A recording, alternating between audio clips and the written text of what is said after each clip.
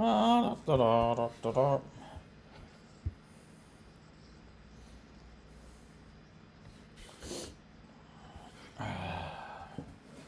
if we can get some.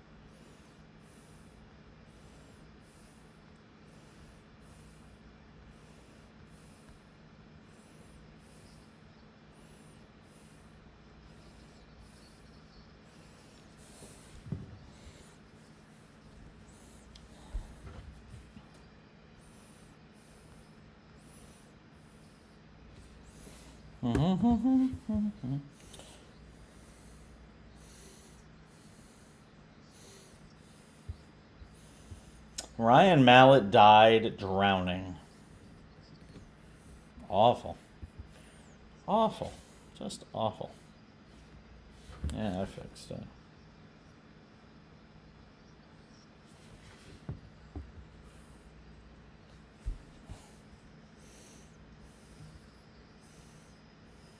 My forehead is so shiny tonight. No, I'm using the... I gotta turn down this light. I'm not wearing any makeup either.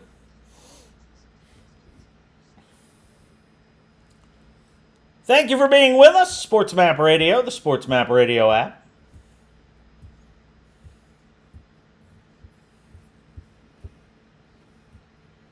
Yankees trail the A's 1-0, top of the fourth.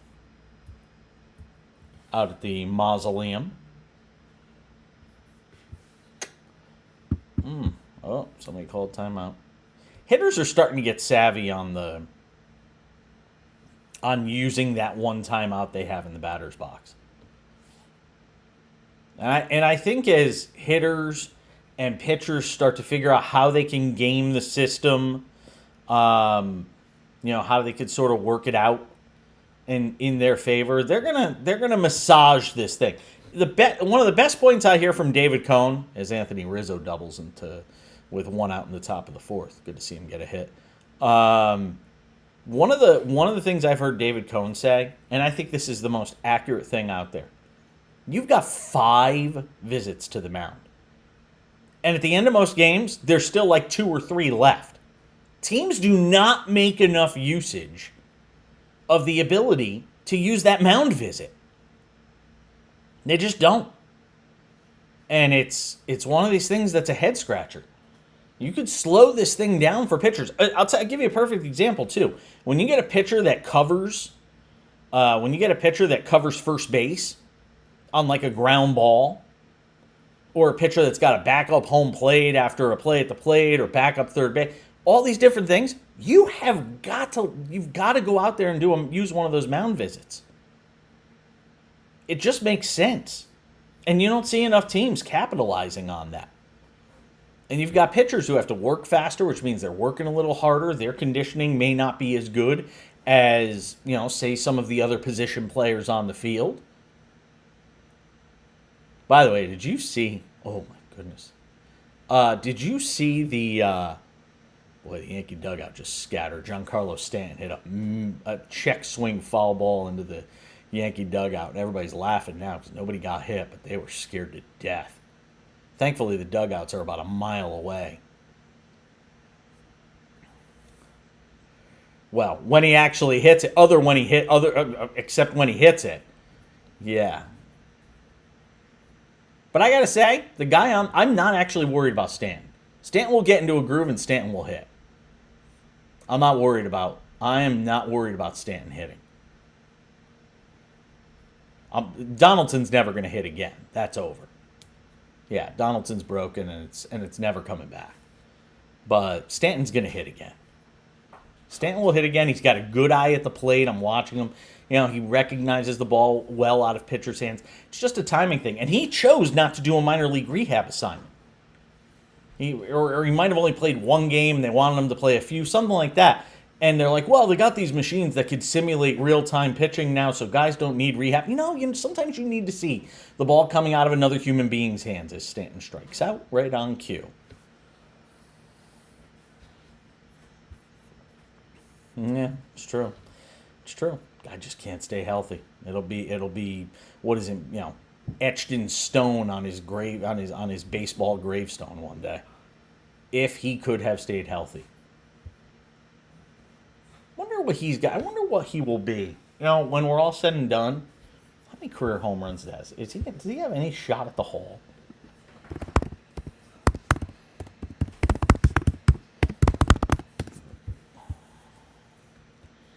How many career home runs does he have?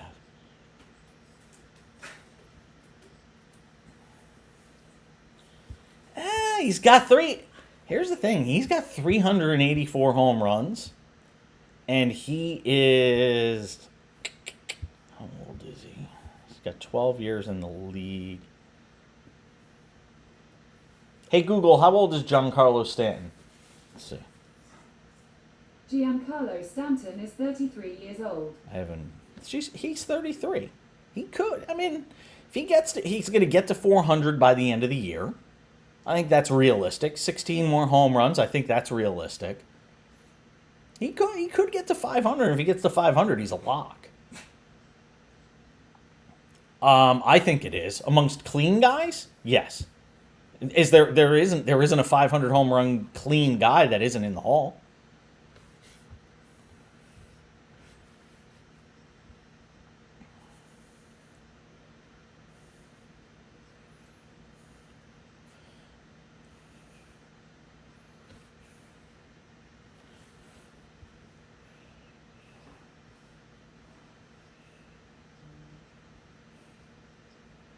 Mariano did. Mariano got it 100%. And Jeter was one vote shy. Yes, he is. Yeah, Mariano is the only guy. Luckily, these guys like Jake Bauers and Billy McKinney have actually showed up and played really well for the Yankees. McKinney has been fantastic. Oh, Josh Donaldson's on deck. Only good news for Donaldson is they're not in New York, so he can't get booed lustily. They have been brutal. He has been the whipping boy big time since Hicks left. No, absolutely not. No. On social media, fans get a little more on Volpe, but in Yankee Stadium, they are still taking it easy on him, and they have to. And here's why. I get it. Fans can be hypocrites and, they can be contradictory of themselves and all of that. That's all fine and good. But the reality is, every single fan in spring training screamed that Anthony Volpe had to be on the opening day roster. They all said it. What a spring. He earned the job. And now all of them are like, no. Send him down to AAA. He needs to go to AAA. Because the team's not winning at a 6. Because the team's not hitting at a 650 winning clip. But he's got 10 home runs and 30 RBIs. You know what I mean? He is still producing. He strikes out too much, and he's getting beat on inside pitches, and his backside sort of pulls out. Yeah, it is. But the Yankees aren't losing games because of Anthony Volpe. He's still very good in the field. He's a plus defensive shortstop. Makes the plays he's supposed to make. The Yankees aren't losing because if Anthony Volpe is the reason the Yankees are losing, then there's a bigger problem with the roster construction. He was supposed to be a bottom of the lineup guy, kind of work him in, ease him in. His problems glare more because of the fact that they're not playing at as high a winning clip. Oh, that's a terrible strike 3 call. Come on, man. Came back over. I read the umpire's lips. Over the inside part of the plate. You can actually read the umpire's lips. Nice job framing. No. Do I need to?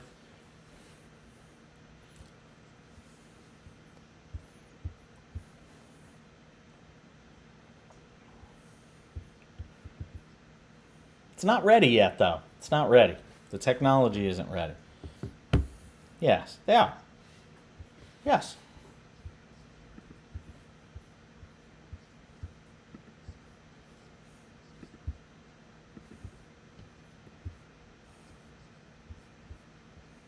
Mm-hmm.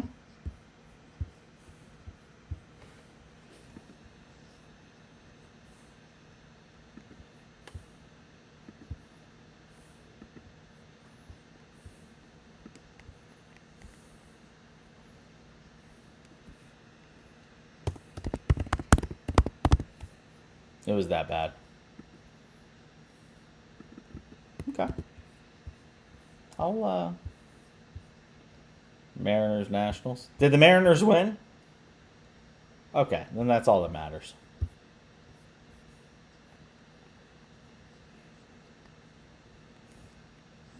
Oh, really? That's funny.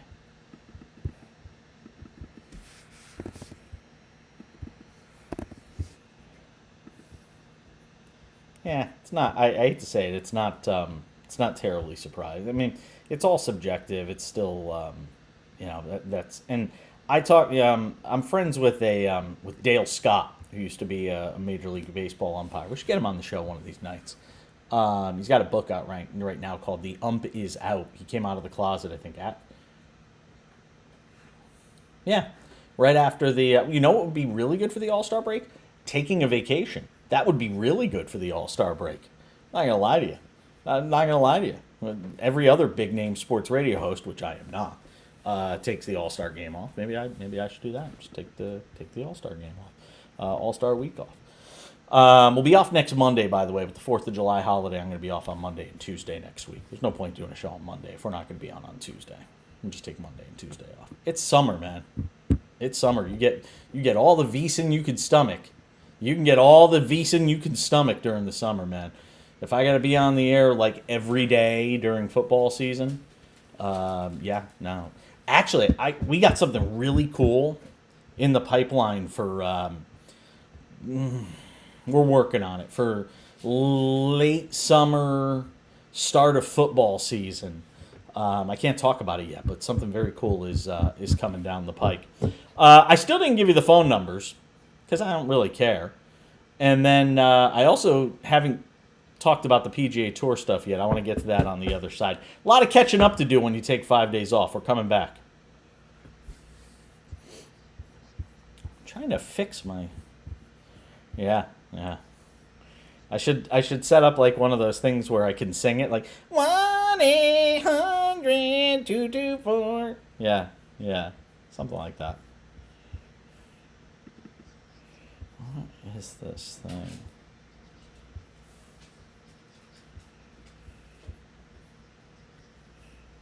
What? Yeah.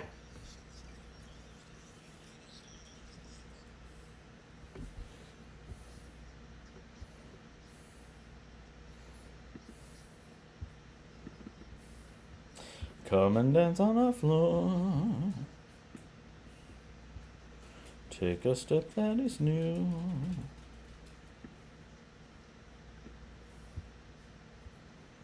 Why is this scoreboard not working?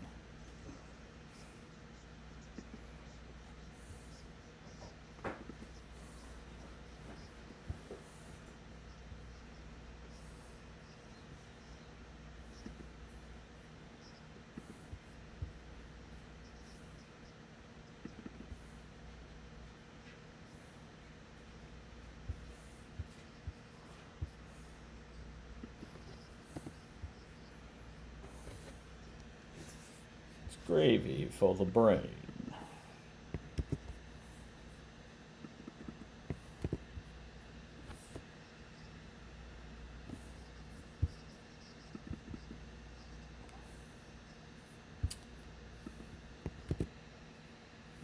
No, I did not. I do need to, though. We, yeah, so we've had some initial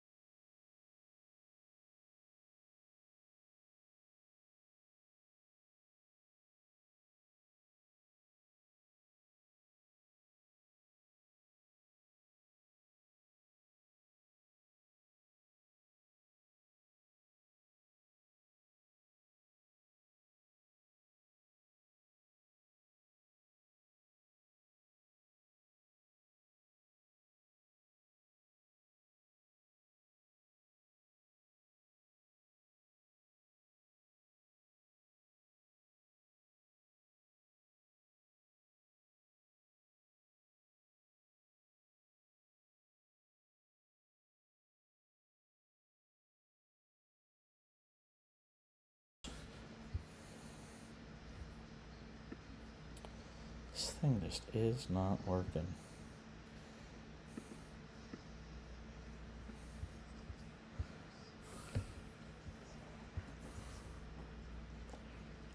Hey, we got a phone number. I am the greatest host in the history of sports radio. 1-800-224-2004 is the call-in number. 800-224-2004.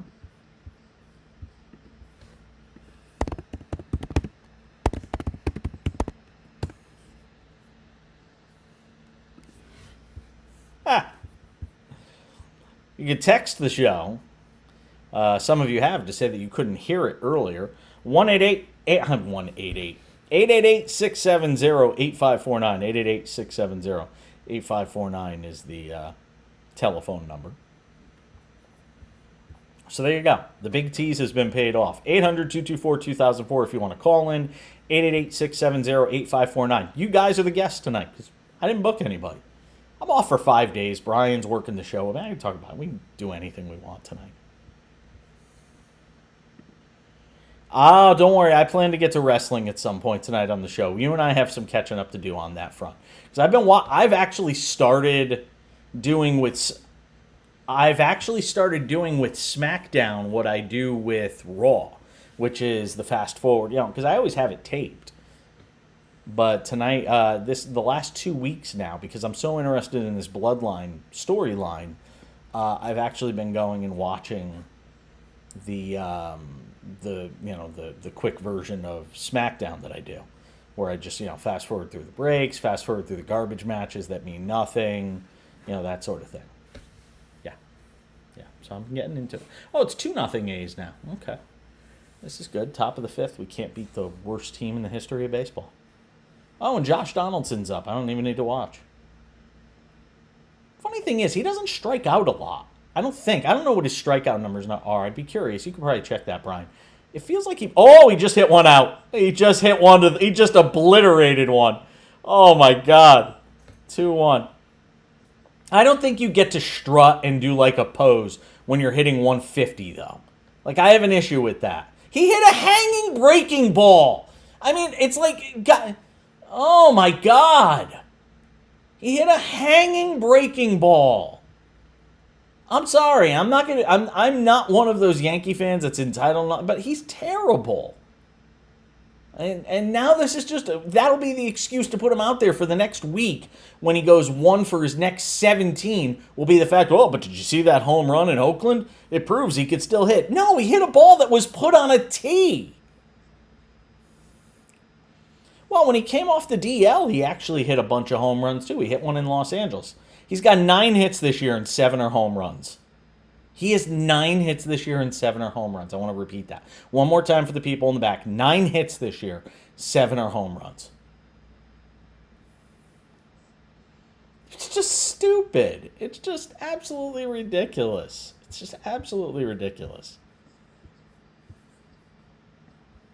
By the way, the app, the SportsMap radio app, not working tonight. We're trying to get it fixed. So for those of you that would typically listen there, like Jerry in Louisville, Texas, my apologies.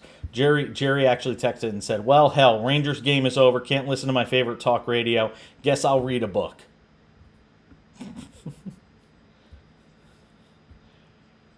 What, read a book? Well, I don't know. Maybe he doesn't have Netflix. Not everybody has Netflix. Netflix is getting more into the live territory too. I don't know about live sports yet, but they are certainly setting up the stage. And then they did some other like live dating show or something like that. They did something else, a finale of a show they did live. They're dipping their everybody wants to get into the live sports space.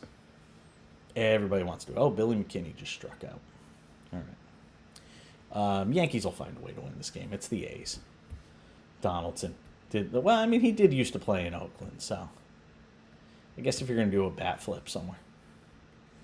Well, it's like 7 teams ago, or 3 teams ago, or 4 teams ago, so I don't know if I'd necessarily call it a revenge game, but I don't know. I'm not sure. Do I have time? I got 6 minutes here. Let me start in on this PGA Tour thing, which if you have not seen, go and look at the documents that came out, because on July 11th, because Congress has nothing better to do, they're apparently going to get involved with this Live Golf PGA Tour merger, which they think is a bad idea. Again, who knows why and what the motivations are when it comes to these congressional hearings. Senator Richard Blumenthal from Connecticut and some Republican who you just put all their names in a hat together. They're all the same. They all sort of mix together, if you will. Oh, Anthony Volpe just got a hit. They're going to do a hearing to talk about this merger. And in anticipation of that, the paperwork was filed. And of course, because Washington leaks like a sieve, there was these papers that have now come out, which talk about essentially what this merger looks like. Here's the bottom line. If they haven't agreed on all the terms by January, I think 11th, if I'm not mistaken, essentially there is no deal and we go back to status quo. Like, they have so many particulars that have to be worked out, and nobody has a clue how they're going to get them worked out.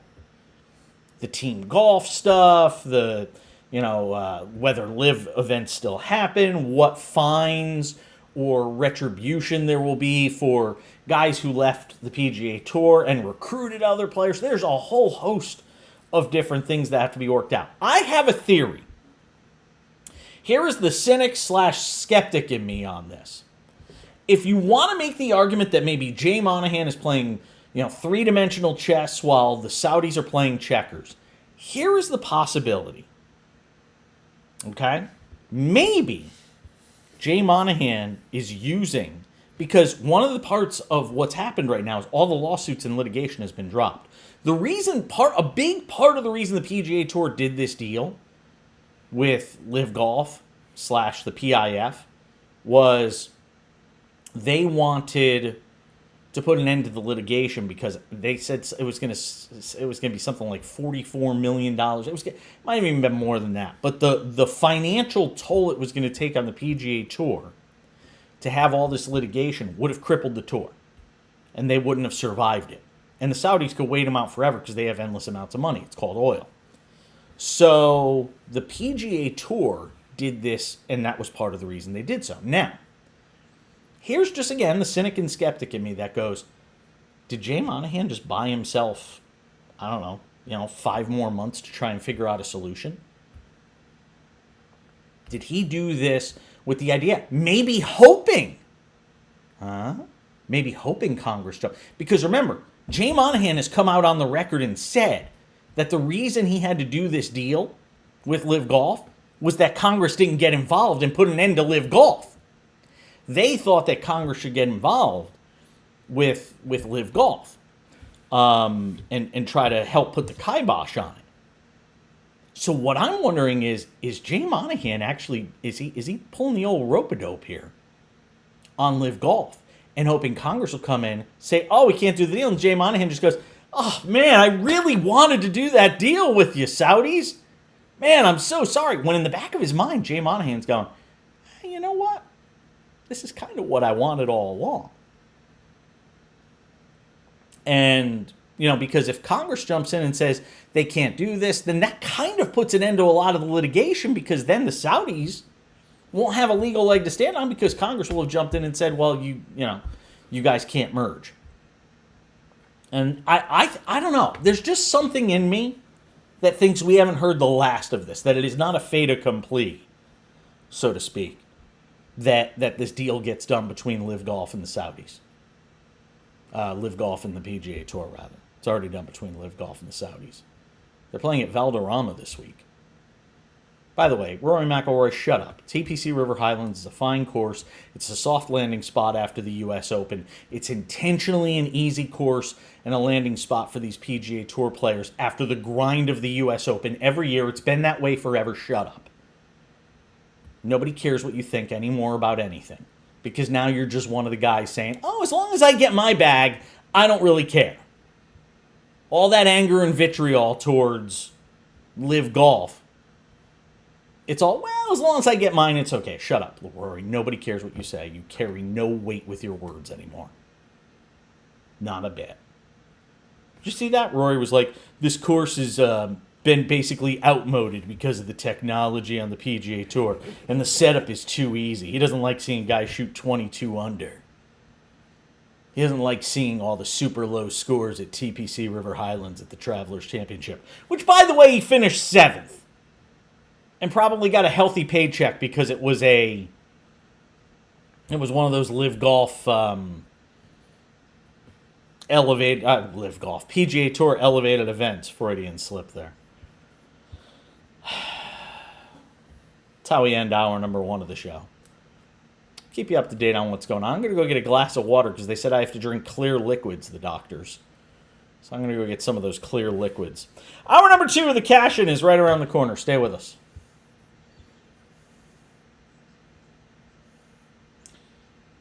So would vodka. Let's do shots. Shots. Grab my water. Hold on.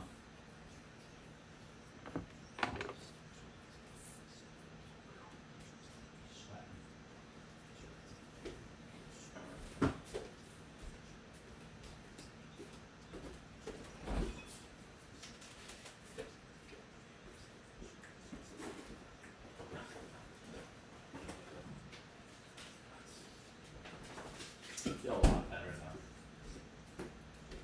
Not itching. How's your lip? Are you using the... No, but I'm not using the Bistecs. Bistec makes it feel very uncomfortable, I don't know why. I thought we should using the regular, medicated root balm.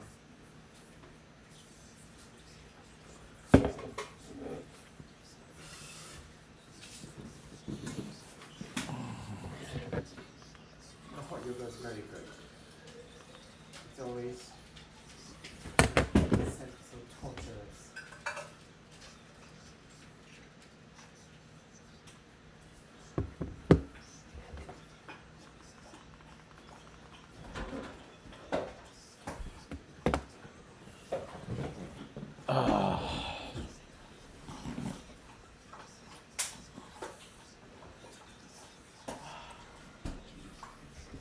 I don't have a single guest tonight. Yes, I heard you both say.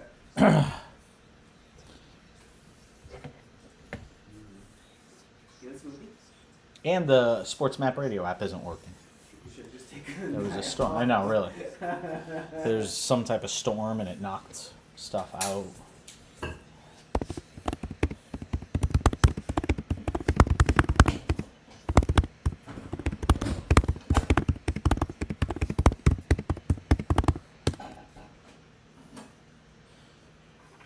What were you going to say about it?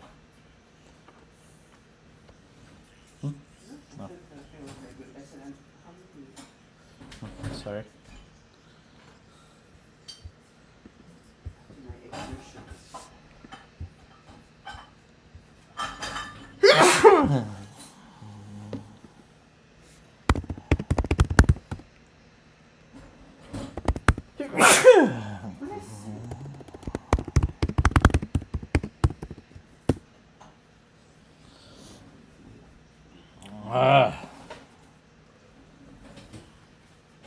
You think I'm nuts on my Jay Monahan theory?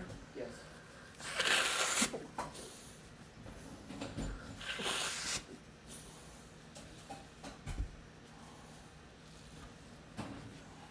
I think It's a stalling tactic. You make this deal that... I don't know, it's just something. I don't know. It's just something about it that doesn't add up to me.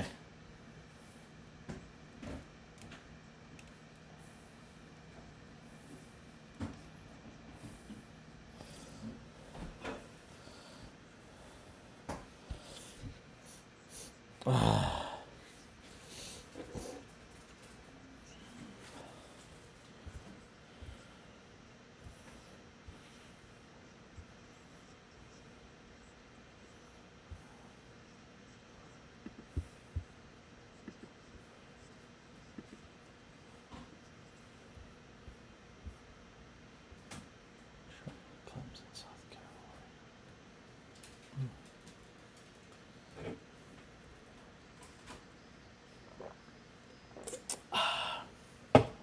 Some seltzer water.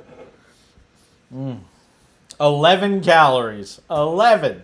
Not 10. Not 9. 11.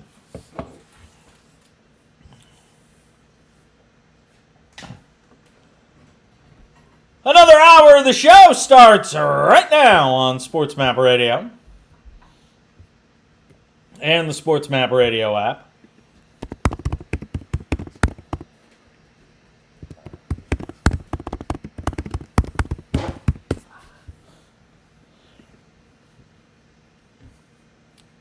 I'm here.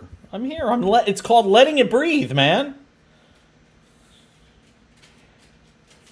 No, dead air would be if there was no music behind me. No, I'm good. I'm just enjoying some mango black tea unsweetened sparkling water. And I was taking a mouthful. That was why there was no sound. Good to have you all with us tonight. We got a busy show tomorrow, not so much tonight. How's that for a tease? Huh? Come back tomorrow, it'll be better. Come back tomorrow, it'll be better. Well, here's the thing. I was off for 5 days. I've been very sick. And not very sick, but sick to the point that it is hurt me from trying to do some things. Mesothelioma. That's wonderful. Oh, good heavens.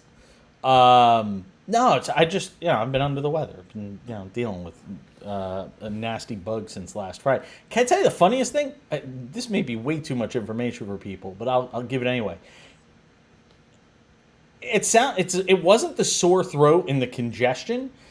Something weird happened with this virus, whatever hit me, and I was uncontrollably itchy last night.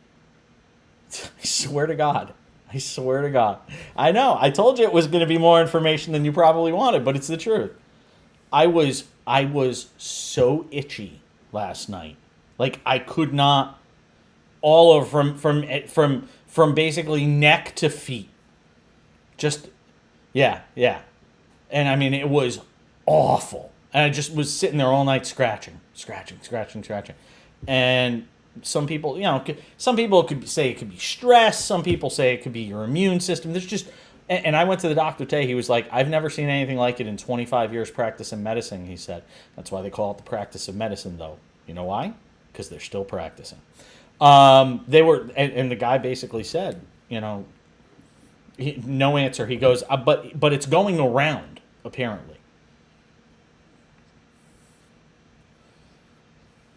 No, like a bug with just various symptoms. Like he's had a lot more patients than usual. Yeah, Yep. Wow, that was weird. The umpire just came like running out from behind home plate. I don't know what that was about. It was really strange. Is there a fan on the field or something? Oh, there might be a fan on the field. Wait. Yes, you only need one. Yes, they do. The Yankees are there, so it's got to be a little more than usual. It's got to be more than usual with the Yankees, though. The Yankees are always a decent draw. They're one of the best road drawing teams in all of baseball. So, did you see that game this weekend where Colorado lost to the Angels 25-1? Here's the thing. I don't know why teams don't do stuff like this more often.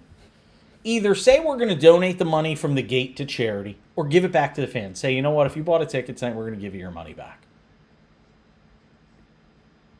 Oh, you mean mercy rule? Can't do that.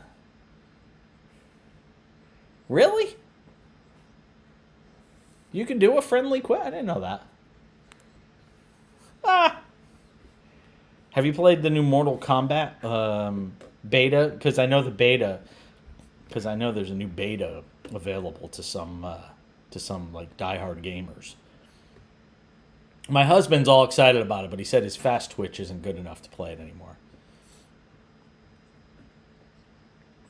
Yeah, he's 40 now. He just turned 40. Hey, what was the name of the game? Hold on. What was the name of the game you played that was based in Seattle? Infamous. No. Infamous. Huh? Infamous. Infamous. That's what it was called. Yeah. Yeah, he just played Infamous, which is based in Seattle. So he was all excited when we went to Seattle because he's like, "Oh, this is Queen Anne's. That's in the video game." I'm like, "Oh, Jesus. That's your points of reference." But that's like me. I'll tell you a funny story because I got all the time in the world tonight. I go on, we watch Jeopardy, right?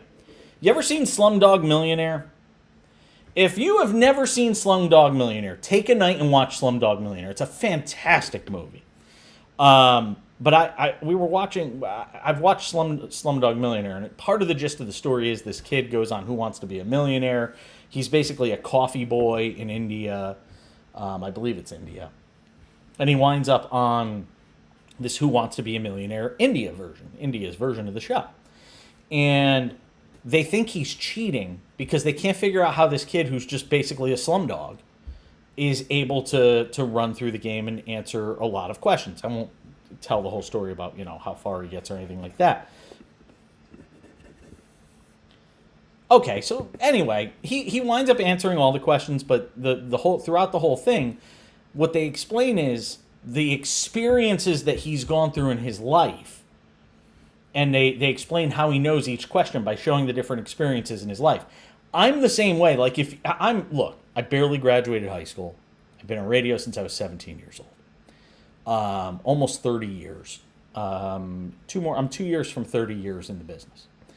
And I was a C- student, barely got through high school, went to a semester of college, dropped out. Not saying it as a point of pride, but saying it as that was just my path in life. Your path may be different. You may have decided to go to school for 4 years and have $200,000 in debt, and now you're working a sales job somewhere. Congratulations, whatever works for you. But for me, that was the path I took. I turned on Jeopardy, and now my husband is the complete opposite. He's completely overly educated. He got a bachelor's, he got a master's, very, very smart, very book smart. And, when the category of like 19th century literature comes up, he's like, I know all of these. And he generally does. It's like stupid stuff that, useless information. But when it's like the 80s, the 90s, foods beginning with the letter Q, what is a quinth? No, not select. Wow. No, I'm talking. I can hang with the real boys. Last night, Final Jeopardy, I nailed it before the question was even finished being read. No, not like that. It's just my points of reference because I didn't go to school and didn't have a book smart, sort of life. My points of reference are different than his. His come from studying, reading, things like that. Mine come from a reference in a song or watching CNN. This is stupid. No, come on. Stop making me sound... these are real questions that I could get. I could get real questions. Like, I hate you. I want Justin back. That's it. I want Justin back. Bring me Justin, who says absolutely nothing for 3 hours, please. Come on. It's like getting water from a stone. No, but I seriously, like, I will, I know a lot of stupid things that you wouldn't think I would know because of the fact that, I did read a lot of newspapers growing up, like, the Iraq War. Or there was a question the other night about, there was Saddam Hussein's hometown. It was like cities that begin with the letter T, and the question was, this was the home of an Iraqi dictator, and and I knew it was Tikrit. Things like that. Like, I have these weird frames of reference, because my path of knowledge is different. Everybody's path of knowledge is different. I think I would fare pretty well actually in Jeopardy. If you put my brain and my husband's brain together, I don't think we get a single question wrong. If you morphed us together, I think we could do it. Not a Jeopardy guy?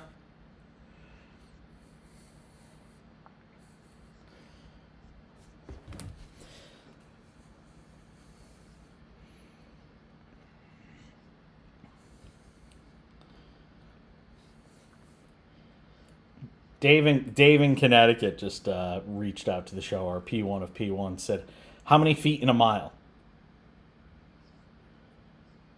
Is that how many feet are in a mile? It's 5,000, like... Yeah. Okay. Okay. Still 2-1 Oakland as they go to the bottom of the sixth. The Yankees, speaking of questions, I want to see if any of us know this. Now, people are going to go and look it up, and they'll get it because they'll look it up. I'm not going to look it up. The A's are one of 5 teams with...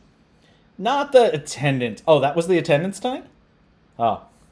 Oh, that's feet in a mile? That could also be the attendance for the A's game tonight. Ah! That is great. That is great. That is awesome. What is more tonight, feet in a mile or attendance at the A's-Yankees game? That is great. That is great. The question of the night on the Yankees broadcast. The A's are one of 5 teams with 20-plus postseason appearances since they moved to Oakland in 1968. Who are the other 4 teams? That is a great question. Since 1968. 4 more teams. The Yankees are obviously one of them. I would have said Cardinals. Boston? You don't think Boston?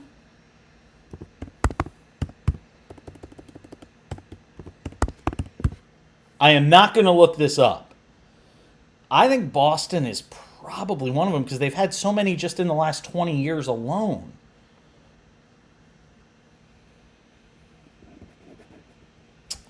Come back and we will marinate in this question.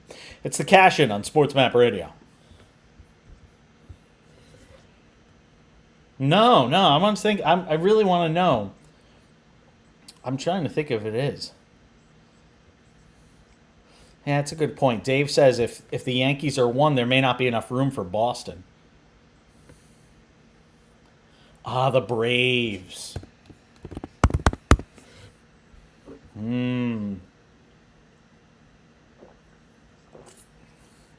AL Central, Minnesota, no. 4 besides the A's. Atlanta makes sense. Cardinals make sense. This is really good, by the way. The 4th one is the one I'm hung up on. Yankees, Cardinals, Braves makes a ton of sense. The 4th one, I'm not sure.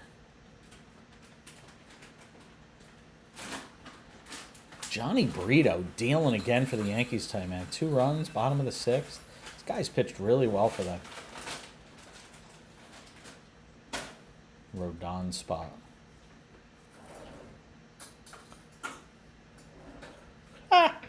Talking about? You think there's a Tex-Mex in New York City?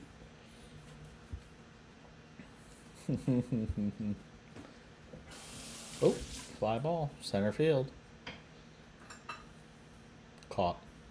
Fly ball, center field, caught. 1 of 5 teams. Oh, here it is. Here it is. I'm dying to see who it is.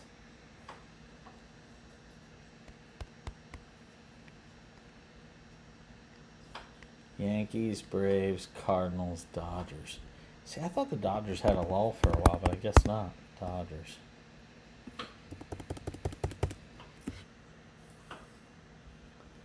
Yeah, they have to be. It's in the era of the wild card. And the wild card's been around for 20 plus years.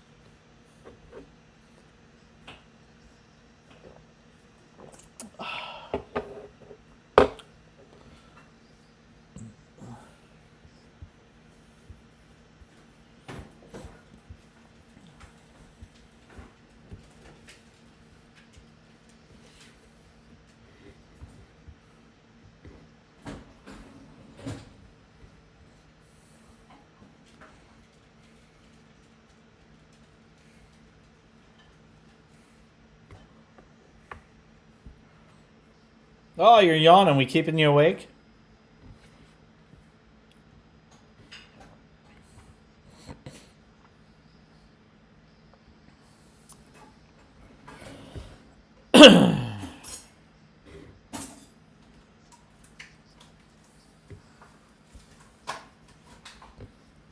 The fourth team has been revealed. So the Yankees put up the answer to the trivia question. The trivia question was: A's are one of 5 teams with 20-plus postseason appearances since they moved to Oakland in 1968. Who were the other 4 teams?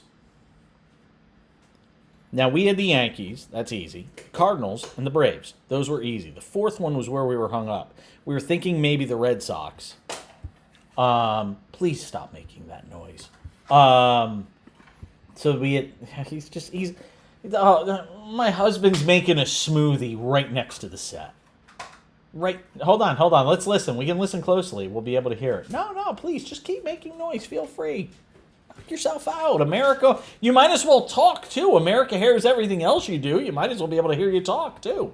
He's got a bowl of, so what he's eating is, come bring this to the camera. Let everybody see what you're eating. Since you interrupted the show with your sound, no, come on, bring it over here. Let's see. Come on. I want everybody to see the healthy meal you're eating after your hot yoga session tonight. He did. He went to hot yoga.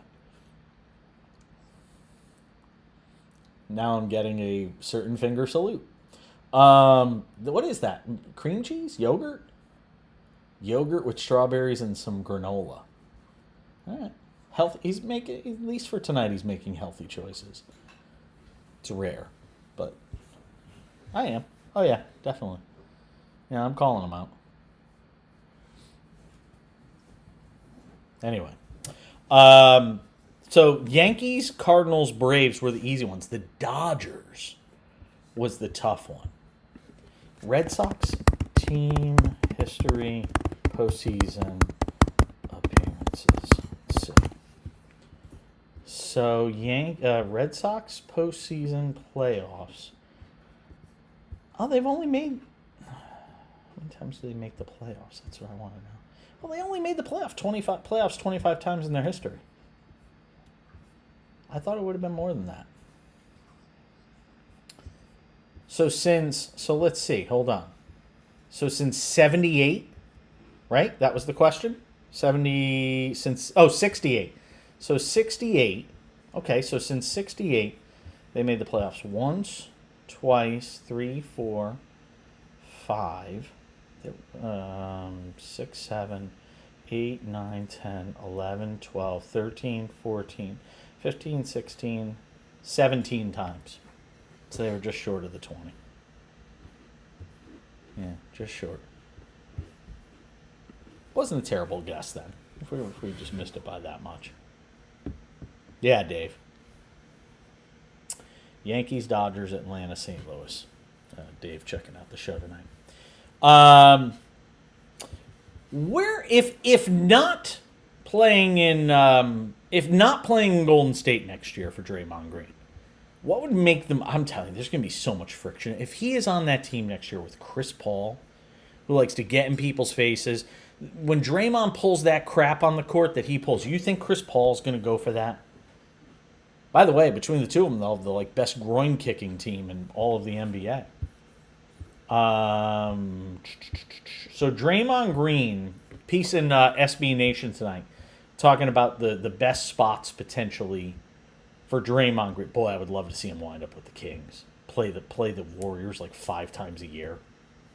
Oh, sign me up for that. That's certainly a possibility. Because remember, Mike Brown. The Mike Brown connection there in Golden State would make a lot of sense potentially for Draymond. And I don't think Vivek would mind paying the money. There have been 3 teams mentioned: the Kings, the Pistons, Michigan State.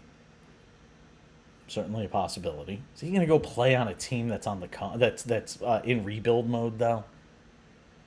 I can't see him ending his career, playing the next 3 years with a lack of relevancy. And the other one is Portland, which is kind of in the middle of Sacramento and Detroit in terms of their place in the league and where they're going.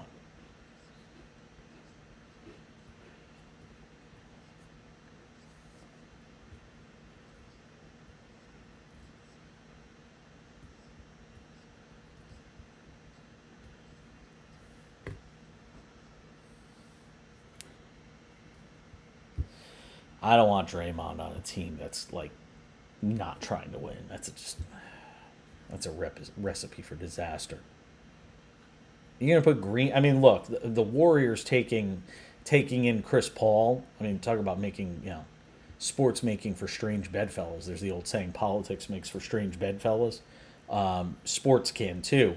The idea of him going to Sacramento after he stomped on Domantas Sabonis' chest is kind of funny. And it just goes to show that all of this is like wrestling. It's just all fake. Scripted, sorry. Faux outrage, fake outrage, whatever you want to say. 2-1, by the way, Oakland, bottom of the sixth, our game that we are keeping tabs on tonight. Live bet on the Yankees A's. You know what? This is the segment where we would typically do some sports betting stuff. And again, I'm just kind of getting back into the feel of doing the show after 5 days off. So bear with me tonight. Let's see here. They must have had a rain delay of some kind in Baltimore tonight because Cincinnati leads Baltimore 3-1 in the bottom of the ninth in Baltimore tonight, where it's 11:21 p.m. Eastern. So they must have had some sort of delay. The Cincinnati story is amazing, by the way. Ellie De La Cruz hit for the cycle this weekend. He's been in the league like 2 weeks. I mean, the dude is just again. I use it in the complimentary sense. He is a freak. Guy, he's like as tall as Aaron Judge, and he's playing shortstop. He's got amazing plate coverage. He's just so long. You talk about reach. Victor Wembanyama, I think they said, is like a 90-inch reach. I'd love to know what. I mean, especially if he's got like a lengthy bat. That sounded weird. Especially if he's got that just sounded weird. If Ellie De La Cruz uses a long baseball bat, it would be amazing to see like diagrams and maps of like what his plate coverage is, because he's so long and wiry that there's nothing that's outside the zone too far for him.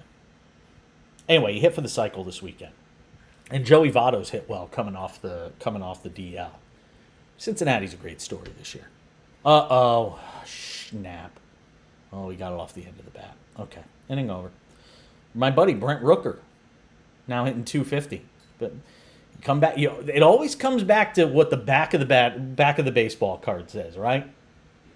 Always comes back to what's at the back of the baseball card.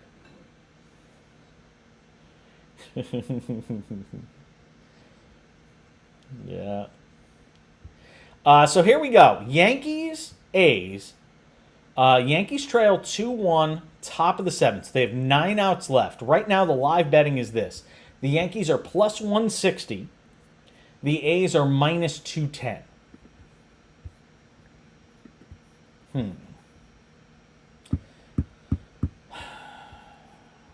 Hello to David listening on 104.9 The Horn in Austin, Texas. Thank you for checking in, my friend. I'd probably take the Yankees at plus 160. It's the A's. They've lost so many of these games this year. How do you not take the Yankees? Take the Yankees at plus money. Let's lock it in. Let's make it official. I'll tell you, but I'll give you 2 bets. I'll give you 2 bets I like in that game. And we could call this a hedge of sorts, but you could wind up winning them both. Take the Yankees plus 160 and take under 5.5 on the total. They're not getting to 6 runs in this game. There it is for you. Yankees plus 160, not a parlay. We're not doing a live parlay. You parlay to lose in sports betting. Yankees plus, now the Yankees are plus 170. Oh, it's going up. It's 176 now. It's even juicier. Plus 176 and minus 5 and under 5.5. Let's take them both. Boom. Under 5.5 at minus 162. Yankees at plus 176. 2 live bets for you. Get them in right now while they're hot, hot, hot. Let's go. Let's do it. Josh Donaldson leads off the top of the 7th for the Yankees, by the way. He hit a home run. He's hitting 136 now. 7 home runs, 9 RBIs. He has 7 home runs. What are you going to put there? You're going to bring up, Peraza's hurt in the minors. Cabrera's down there, and he's not playing. The talk is the Yankees want to see everybody bring up Estevan Florial to play in the outfield with all these injuries and sort of disarray in the outfield right now. But McKinney's playing well, so you can't take him out of the lineup. And Bowers has played pretty well, so you're not going to take him out of the lineup. No. I don't know. Yankees don't make big trade deadline deals. They really don't. Wow, we're halfway through the show already. All right, so we gave you our Yankee bets. Stick around. We're coming back. More of the cash in on SportsMap Radio. Well, and the SportsMap Radio app at some point. Oh, great. Donaldson struck out.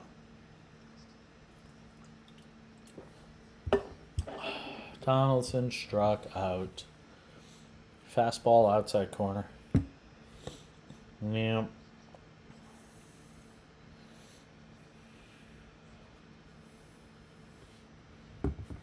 Nope. Oh, some more phlegm there. Yeah, it's juicy. Billy McKinney. 291, 4 and 17, 916 OPS. I feel a Billy McKinney hit coming.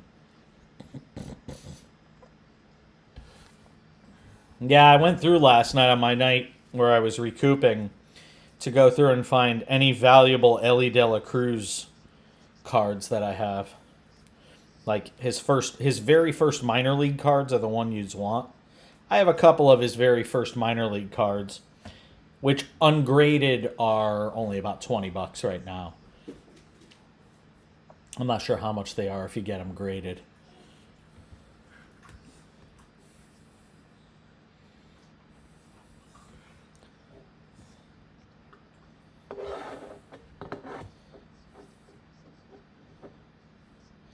I think I've asked you this before, Brian. If you were ever going to move somewhere, where would you go?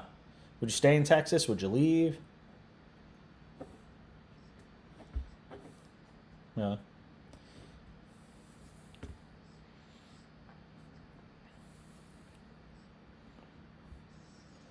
Oh, McKinney struck out, damn it. We're on Mile High Radio in Denver.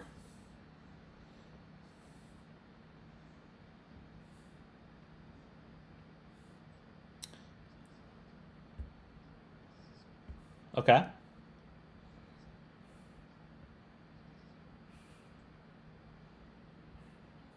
Yeah. Was one of your 2 flights, or did you drive?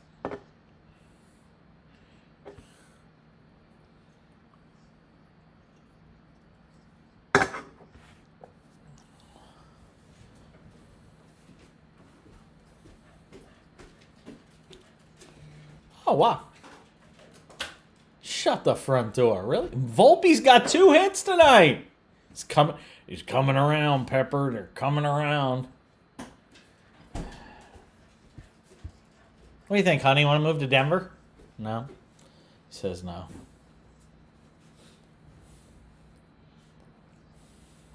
What's legalized in California? Oh, not because of the marijuana stuff. His thing is the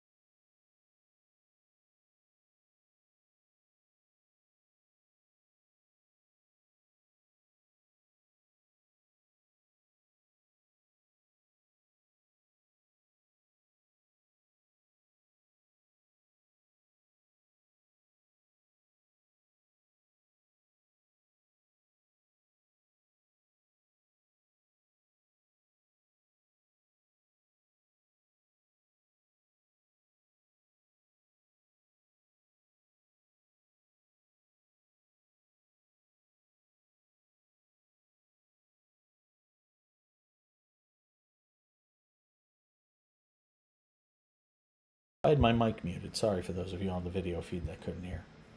My bad. It's just a comedy of errors tonight. We had issues with the video feed audio earlier in the show. The app isn't working because there was some storm in Houston, and apparently it's like, DirecTV or Dish Network where if, it rains, the dish goes out there. Wait, there wasn't a storm?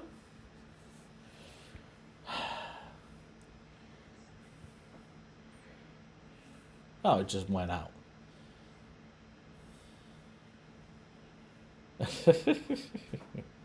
Fair enough. Okay.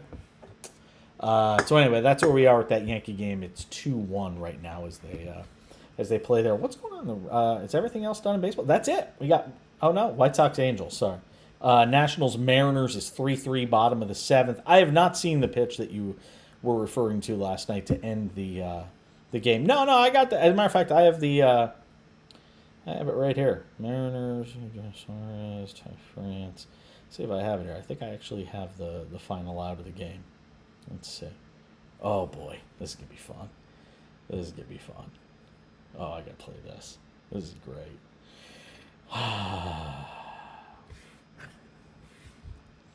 Yeah, actually, I actually have the call. I'll let our. Oh, Bader just missed one. Oh, Bader just missed one.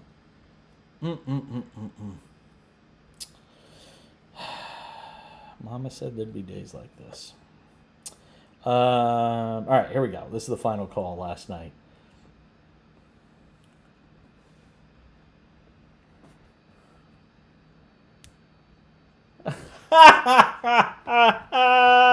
Oh my God!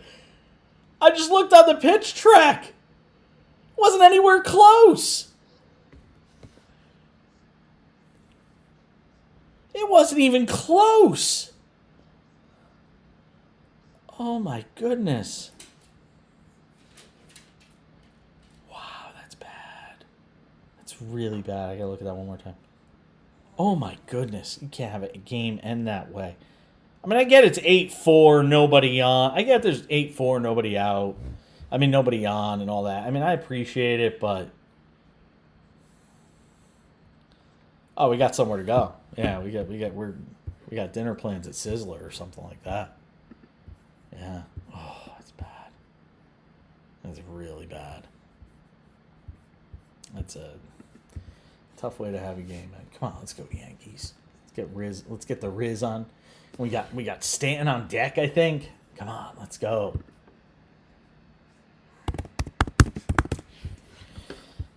Can't lose to the A's. I've said this before, when you lose to the A's, it almost feels like a loss and a half. A loss and a half to 2 losses because you're losing ground on all the teams that have beaten them this year. You just cannot lose games to the Oakland A's.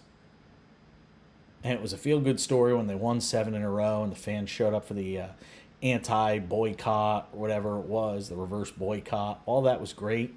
So the Yankees have first and second, top of the 8th for Stanton. Like I said, worst case, you're going to split these 2 bets. You've got protection. And if the Yankees come back and win 3-2, you win both bets.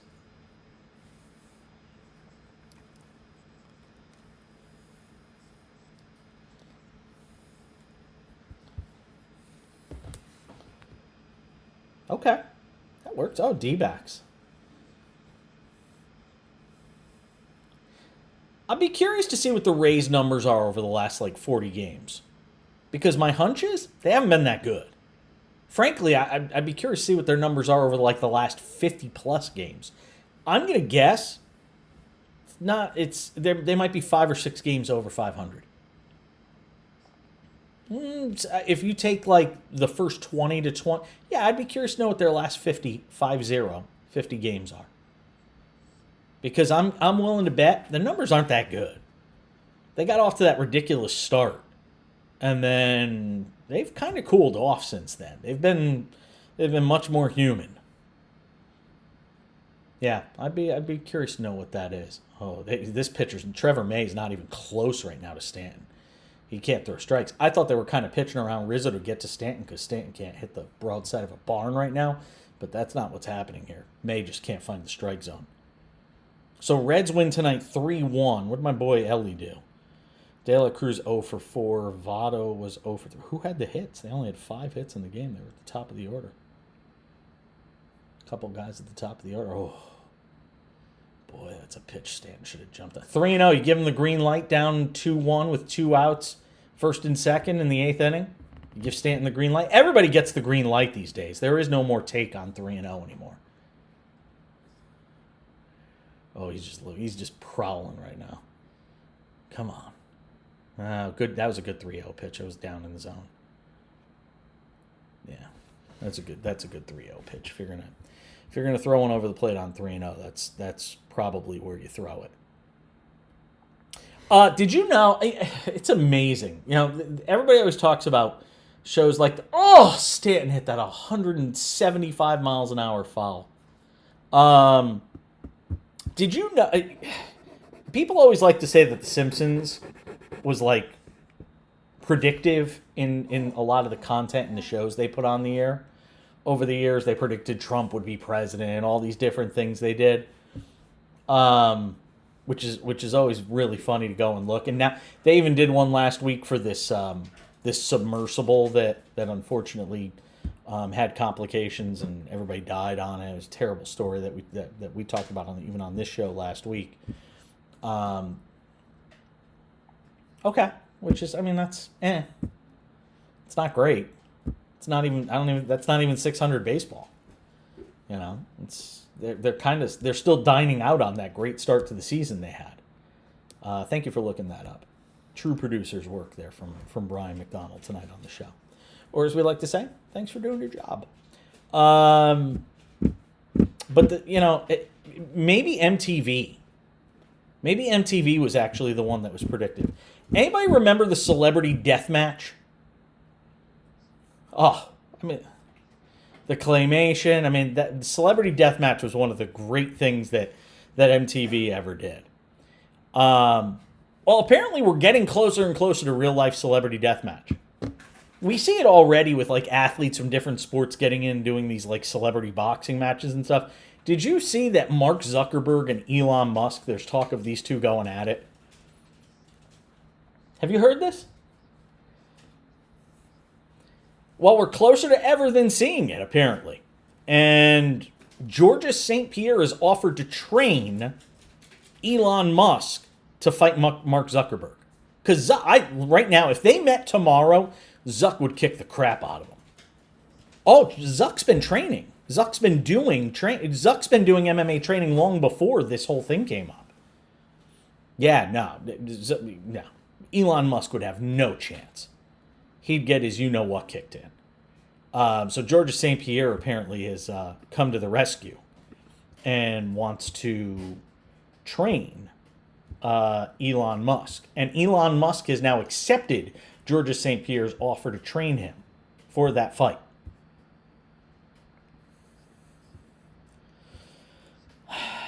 I've said it all the time, man. You could put what passes for entertainment now. It's one of these downfall of society things that I always get into.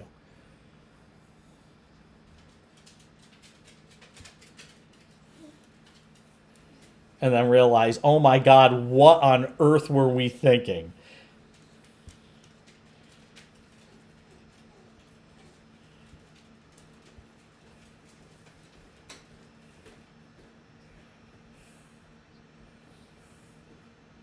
Yep.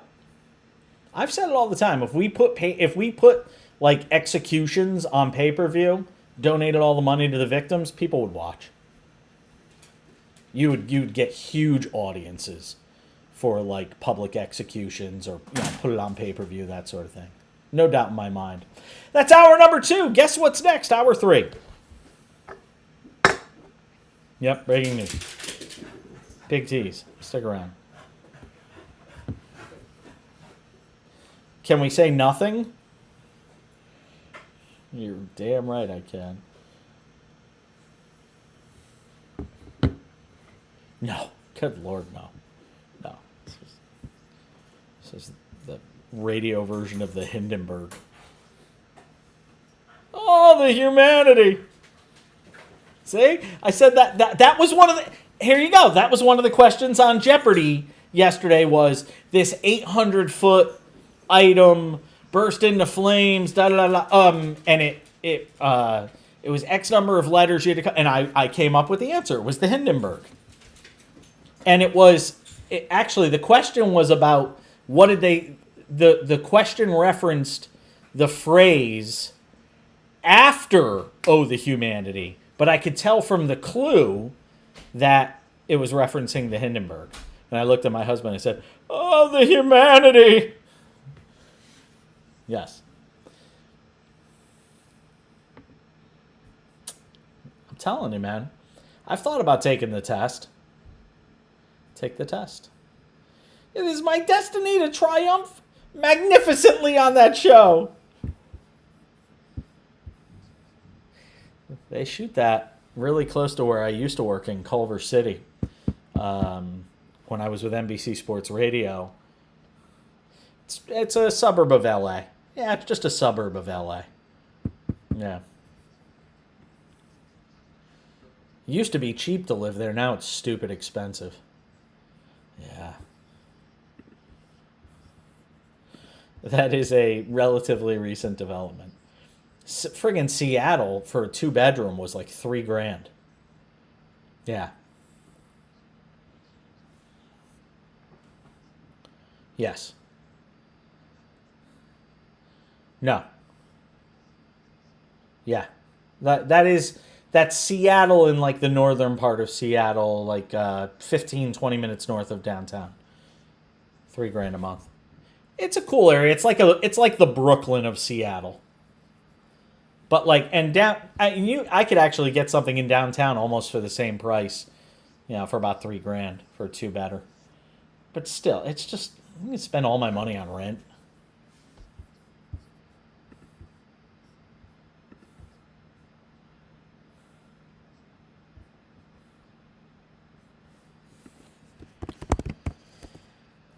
Hold on one second. Let me just mute my mic when I say.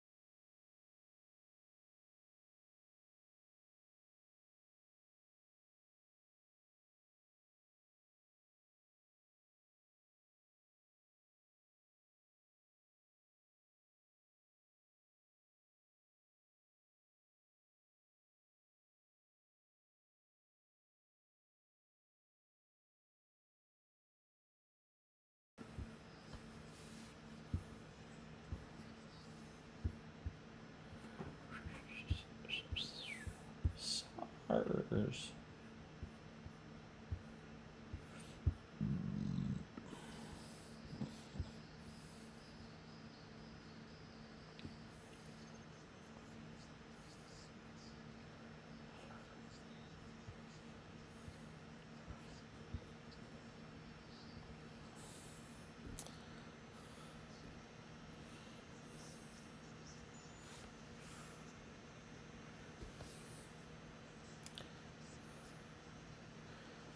Final hour of it. See, I got through it. Tuesday/Wednesday edition of the show. You guys are actually hearing me get healthier in front of your very ears and eyes. I was sick as a dog 24 hours ago. I could not do this show, which is why I was off.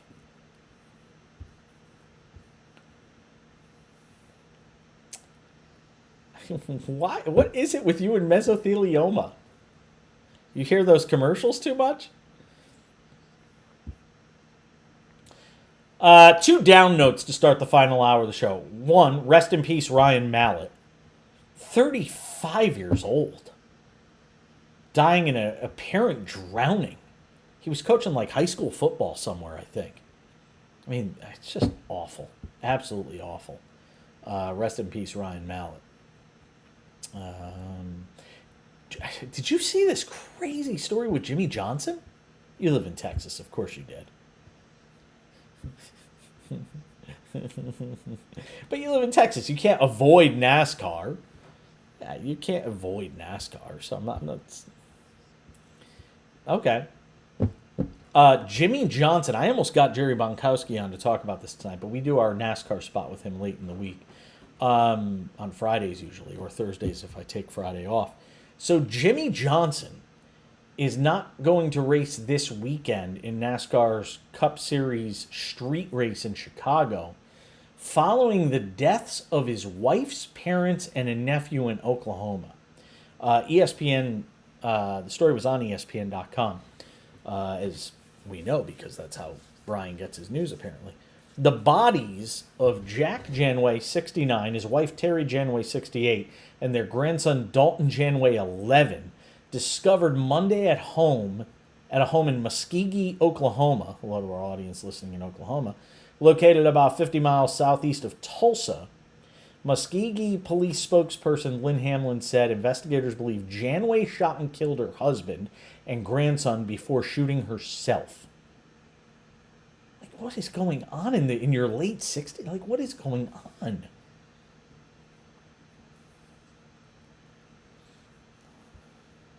Chris Benoit, yeah. When police arrived police responded to the home after a woman called 911 to report a disturbance with a gun before hanging up. When police arrived on the scene, they found one person near the front door of the home, then heard a gunshot from further inside, where officers later found two other dead people. The three are the parents and nephew of Johnson's wife, Chandra Janway. NASCAR is preparing for its first street course race ever. And Johnson's a 7-time Cup Series champion. He's racing part-time this year. You got to wonder if we even see him again at all this year. That's tough. Johnson family has asked for privacy at this time. No further statements will be made. Legacy Motor Club said, just an awful story. Just what is going on in the world? What is going on in the world? Did you hear those? Did you hear the Trump? I gotta ask you this. Did you hear the Trump audio last night? You have? How are you the only human in the world? They should call you to be on the jury because they might actually be able to find somebody now. Yeah. I think they should put you on the jury.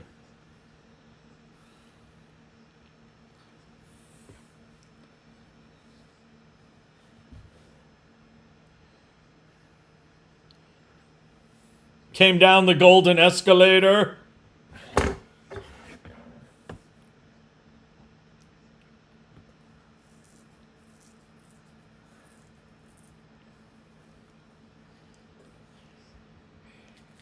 It's on my Twitter feed.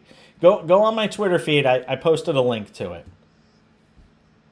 What's crazy to me is there was a time. Let's just forget where you sit on the political ideology scale, right?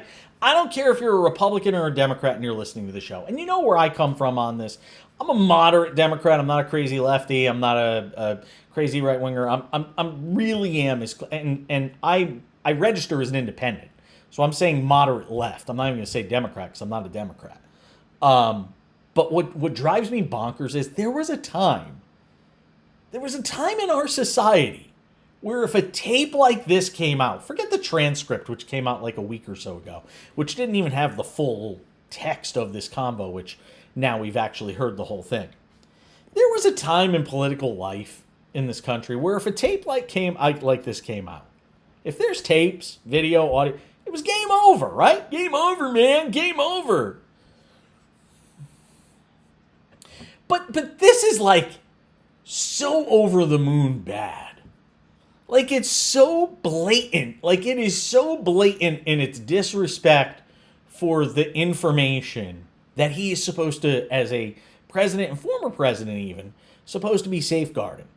And for him to just be casually flipping through pages in front of people and showing it to them. And I mean, it's so obvious in the audio. Nothing about it surprises me. What surprises me is there's still 50% of the country, or maybe that's a little high. Maybe 40%, 38 to 40%. I'll go 38 to 40.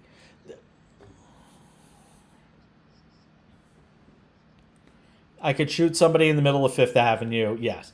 And he's absolutely right.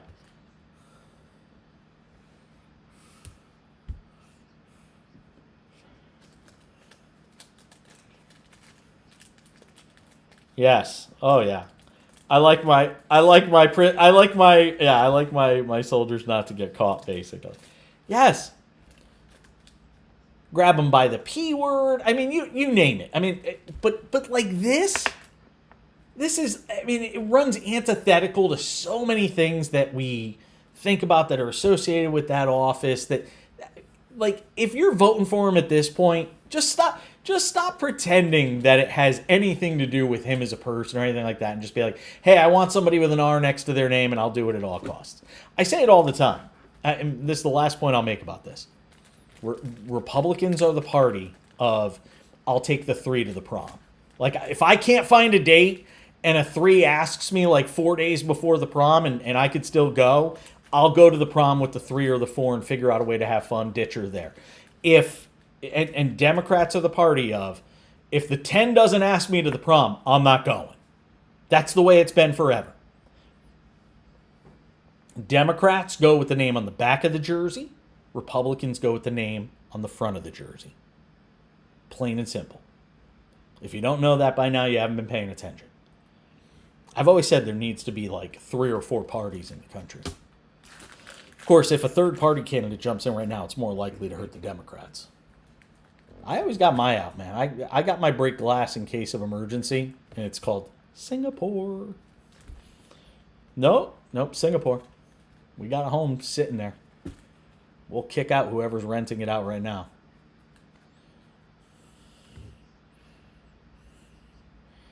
Yeah, we rent it out. It's the current lease.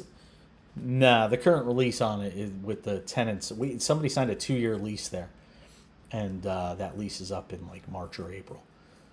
So we could always go back. Yeah. But the rents there are stupid. Like, people pay like $4,000 a month for rent for like tiny places there. Singapore is one of the most expensive countries in the world. So we could just rent it out.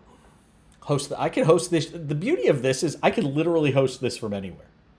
I could host this show at 10 a.m. Eastern. Yes. And we got fiber in our place in Singapore. Forget this namby-pamby, 5G and these download speeds, which are sucky. Oh, fiber's amazing.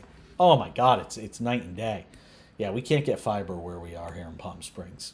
Because everybody here is like 700. Oh, Josh Donaldson struck out again. Set your watch by it. Ah! Why? You pinch hit Lee Trevino. Jose Trevino. God help me. Oh, God help me. You know what? Lee Trevino might hit better than Josh Donaldson right now. Oh, Billy McKinney, rescue us. I told you, though. There's 1 out in the 9th. Yankees have a runner on first. Oh, McKinney swinging at a breaking ball. Trying to ambush Mole, whoever Mole is.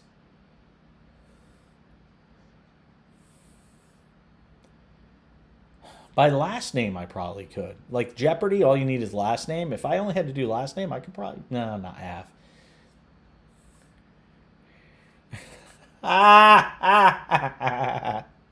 There might be something to that. It's a good idea. See? Maybe that's coming up on Thursday. Oakland 2, Yankees 1 out, top of the... Yankees are going to lose to the A's. Jesus Christmas. I told you that was the easiest bet in the world. Yeah, worst case, we're going to split this. Even if McKinney hits a 2-run home run right now, we can win this bet. We can win both bets.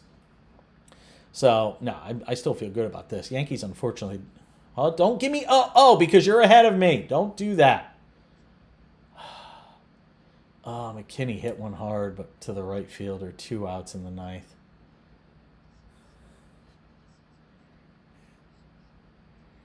No, what'd he do? Stop it! Are you kidding? Who does he think he is? Don Robinson? Remember Don Robinson, the old Giants? Don Robinson, the former pitcher, used to be a decent hitter, and he did it. Zach Gallen? Who else has done it? Granke. Yeah, I knew it was a Zach. By the way, how appropriate. Anthony Volpe's going to wind up being the final out of this game. You watch. Well, we gave you the under and that hits.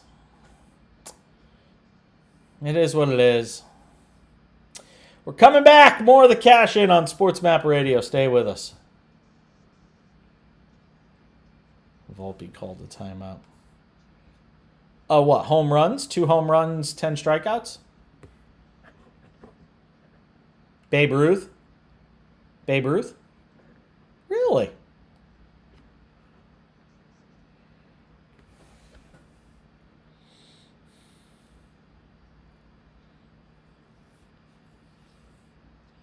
If you say him, I'll tell you if I honestly know him. Rick Wise, I think he pitched for the Cubs, if I'm not mistaken. Volpe legs out a grounder. Infield hit. What'd you say? Don't remember Pedro Ramos.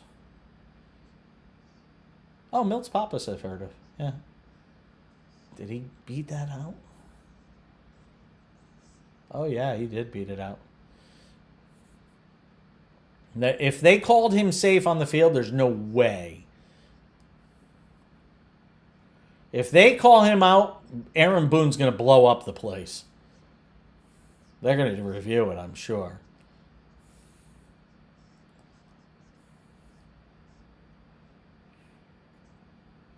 Yeah, he's safe. By the time it hits the back of the glove.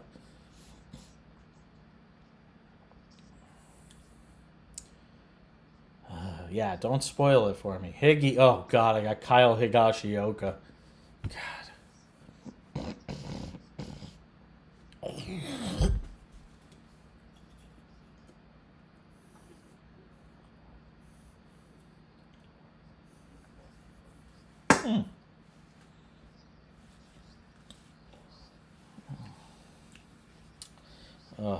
Apologize for anybody who had to see that on camera. If they call him out, Aaron Boone is literally going to block the runway where the umpires try to leave from. Yeah, seriously. Oh,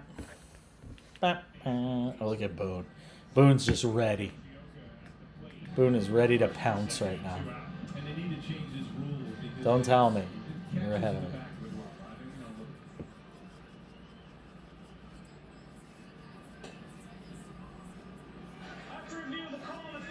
All right. First and second, 2 outs for Higashioka, though. It's like, come on.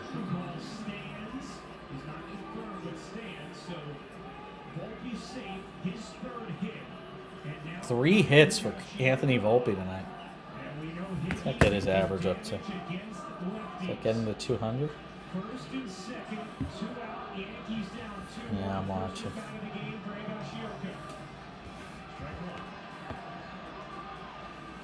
203 for Volpe over the Mendoza line.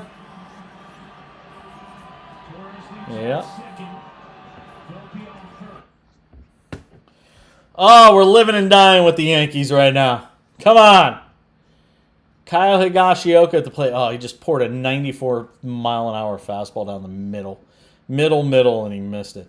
2-1 Oakland, top of the ninth, first and second for the Yankees, 2 outs. Anthony Volpe ruled safe. His 3rd hit of the night, an infield single.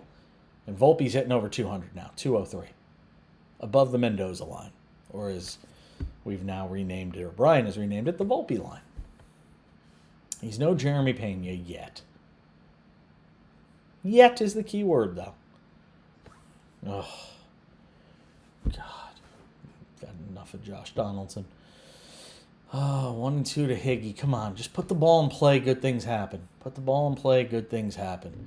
We told you to take the Yankees. We told you to take under 5.5 in the 7th inning of this game. So it's 2-1. I mean, if Higgy hits a 3-run home run and the Yankees win, we would lose the other bet, and we would, do a little better than break even. But if Higgy gets a base hit right now, it'll be 2-2. Extra innings would be the enemy of the under in this game. Yeah, double here would be great. Yeah. Double here would be good. And with Volpe on base, a double would certainly clear the bases. Come on. Oh, another pitch middle. I mean, Higgy's had 2 pitches in this bat. Kyle Higashioka, the Yankees' backup catcher, he's had 2 pitches in this at bat to do something with, and he's done nothing. Yeah. Yes, and the game's over. I agree. It's just, this is the problem. I mean, just, all right.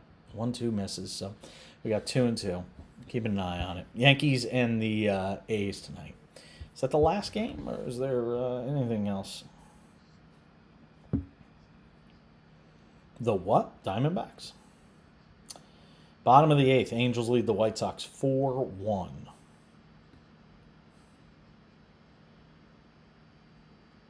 Oh, Nats Mariners, yeah. Oh, swung at a breaking ball. Game over. And it was a breaking ball right in the middle of the plate! Oh my God! Right over the middle of the plate! Ah!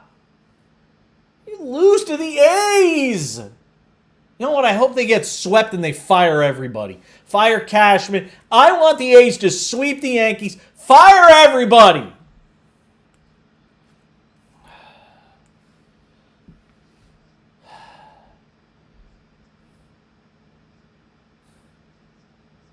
Fire Cashman, fire Aaron Boone, fire everybody. Fire them all.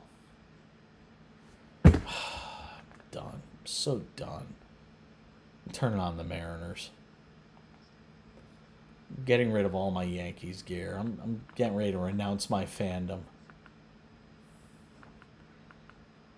He likes the sweater. I don't know if I'm getting rid of this sweater yet.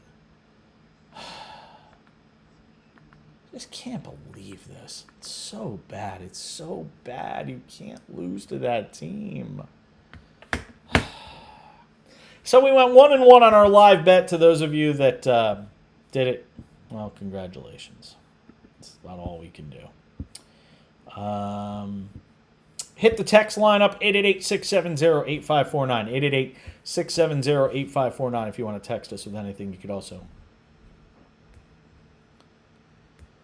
Oh, God, he's been dog spit lately. He's just been so bad. Oh, yeah. Yeah, well, he gave up like a zillion. He gave up 10 runs in his last outing. I think 7 earned, 8 earned. And he had to be the sacrificial lamb because you can't burn an entire bullpen. You know, you live to see another day. It's about as cheap as you'll get the Yankees against the A's. Who's he pitching? Who's he pitching against? And then I was about to do the rock and say, it doesn't really matter who he's pitching against.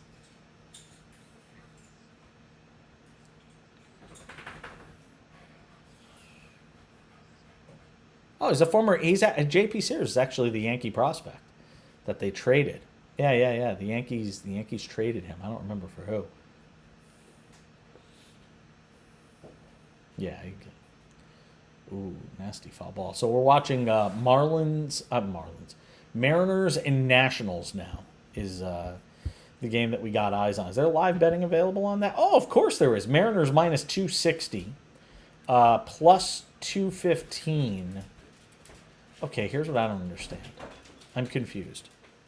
This game is 4-4 in the top of... This can't be up to date. Hold on, I got to fix this. There can't be live betting available on a game in the 9th inning like this. Let's see. No, the only betting available on it is win-lose. So Mariners minus 260 to win, Nationals plus 198 to win. That's a lot of juice. Laying 260 to win 100 on the Mariners right now for a 4-4 game. But, I mean, they get the last at bat. And when you get to, if this game goes extra innings, I mean, the only real play is the Nationals at plus 190 because from a value perspective, yeah, I would. And now it's plus 180 to the Nationals, minus 235 to the Mariners. Angels lead the White Sox 4-1 as they play in the bottom of the eighth. Did you mention that on air or off air? The Otani thing? Okay, I didn't remember. It all blends together because we just keep doing the show when we hit the breaks.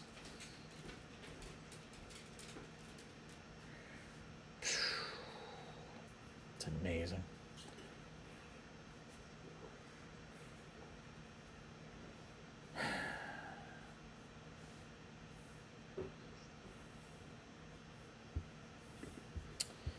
It's a great question, and since you ask it now, well, let me look at where we are here. AL MVP right now, Otani. Wow, oh my God, it's not even close. In current betting on MVP, Otani is minus 1,450. Yes, that's it.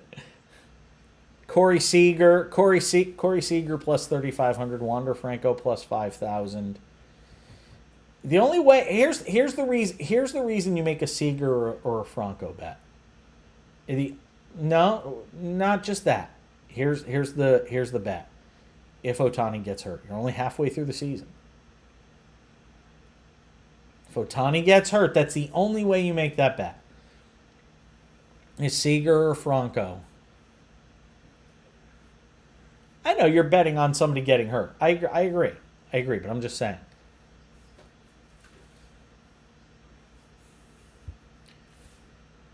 In the National League,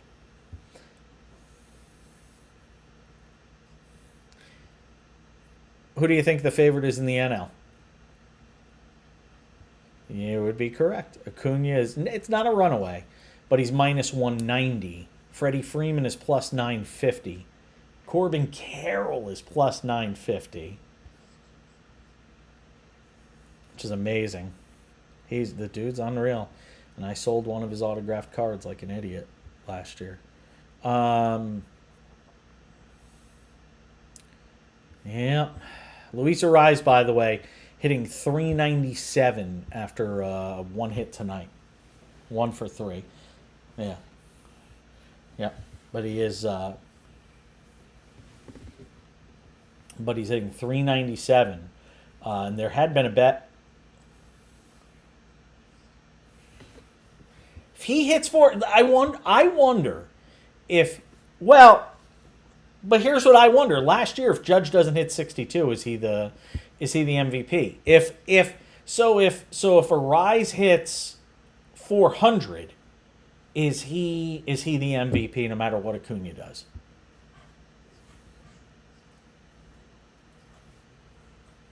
Make the playoffs. Could be a wild card team. Forget winning record.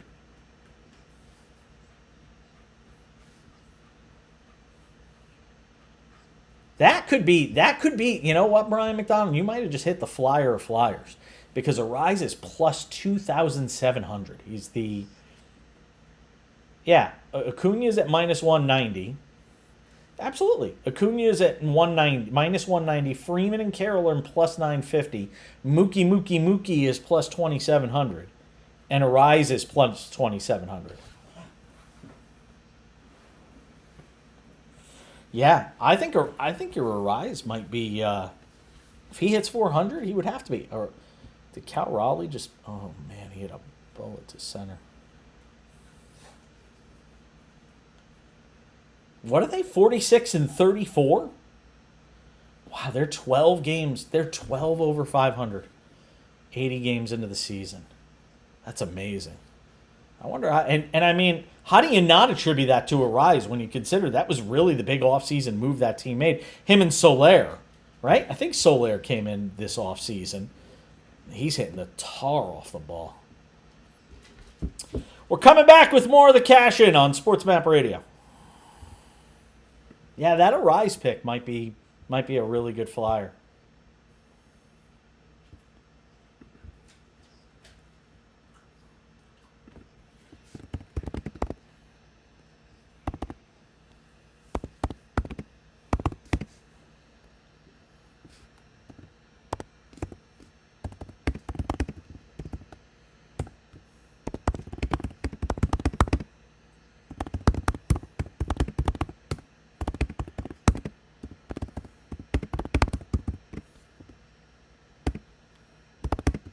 But if he does hit 400 and that team's like 82 and 80 or makes the playoffs and Acuna's team makes the playoffs and Acuna still has big numbers, people are going to start blowing a gasket about the idea that the award really is like most outstanding player or something like that. Because, I mean, Acuna should still be the MVP. Yeah.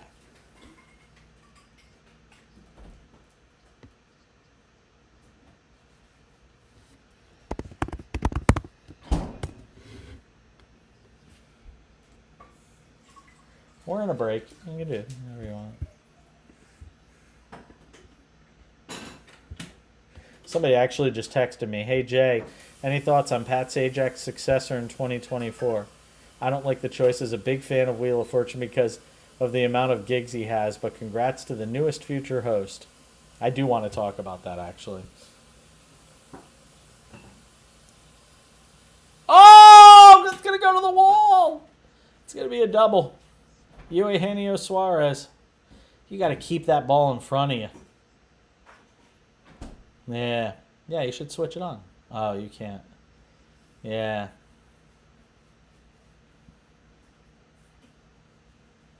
Yeah, you can't do that. Oh, White Sox just scored a run. Top of the ninth, first and second. Top of the ninth, first and second. Nobody out for the White Sox. I wish I could do a split screen. Actually, I could. It's called Put It on My iPhone.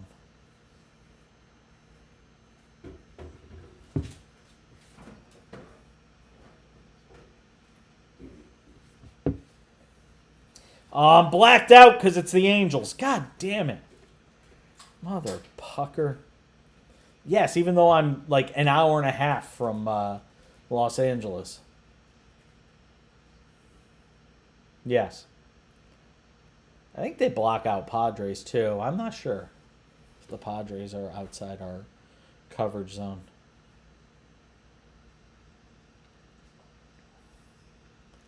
I'm so mad. Every time I go to Seattle, the Mariners are on the road. I'm like dying to see that ballpark. Dylan Moore trying to win it for the Seattle Mariners. They just intentionally walked somebody. So Moore's up trying to win it. Dave Sims on the call. Say his own buddy.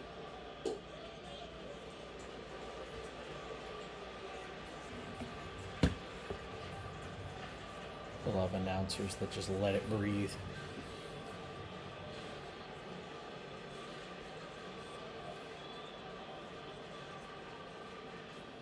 Oh.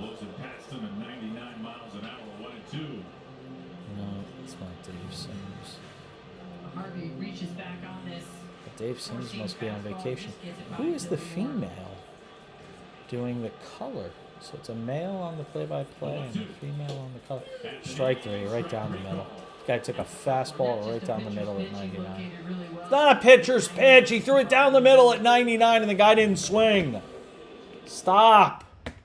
Jesus Christmas. Ugh. I can't stand Homer announcers. I just can't. Like, be willing to say what it is. Guy takes a 1-2 pitch, a fastball straight down the middle of the plate for strike three, and the announcer's like, wow, that was a pitcher's pitch. No, it wasn't! It was down the middle at 99. Leaving it to Colton Wong to try. Oh, that's a strike. Leaving it to Colton Wong to try and win it. First and second for the Mariners. Bottom of the ninth. See, now, if this game, I'd be curious to see what the odds do if this goes to extras. If they flatten out a little bit. They should. But we'll wait and see. Colton Wong, little blooper. Oh, shallow center. No, not going to get down. Let's go to bonus baseball. Bonus cantos, as Michael K. would say. Text from the 313, James in Detroit, Michigan, texting the show. You can text us anything you want. 888-670-8549. 888-670-8549. Sports, life, whatever you want. Politics, I don't care. No, I'm just throwing it out there. It's 12:30 in the morning on the East Coast. So James in Detroit, Michigan actually hit on something that I wanted to talk about tonight. Hey, Jason, any thoughts on Pat Sajak's successor in 2024? I don't like the choice as a big fan of Wheel of Fortune because of the amount of gigs he has, but congrats to the newest future host, James from Detroit. The new future host, if you haven't heard, is none other than Ryan Seacrest, who will take over the show in 2024. Get it all out of your system. Now, who did you want it? I mean, who would you want it to be? Like, who makes sense? Yeah, outside of you. I mean, who would people want it to be?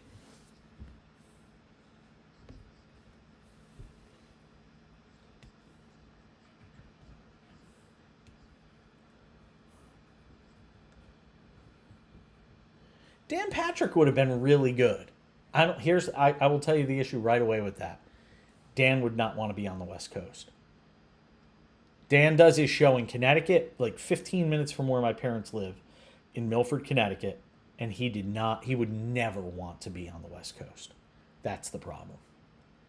That's the problem. He would never have gone to the West Coast. So that would kill him. And it's somebody on my Facebook page today put one of these things up, basically saying, oh, the rich get richer. Ryan Seacrest gets more opportunities, and the top whatever percent have all the gigs in Hollywood. Well, here's the problem with that.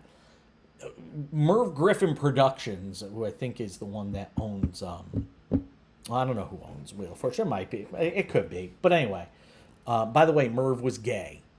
I know all you old ladies out there, you horny old ladies, used to love Merv Griffin back in the day. Merv was gay, and so was Liberace. Just want to make sure you know that. Yes, Liberace was gay. So just watch Behind the Candelabra. You'll get all the gay Liberace you could have ever wanted and more. With Matt Damon, and Michael Douglas like fully going on. Yeah. My mom, not my dad. My dad wouldn't have never been able to watch that. That would have been a bridge too far for dear old dad. So here's the thing. They're not hiring a nobody to host Wheel of Fortune. So then you got to start narrowing it down to who the names are, who the possibilities are. So whoever they got was going to be somebody that already had some cachet from something else. So you were never going to get the no name. There isn't like a Ken Jennings version of a Wheel of Fortune guest that won $1 zillion and now could be the host because they're personable and witty and all that stuff. So, sure.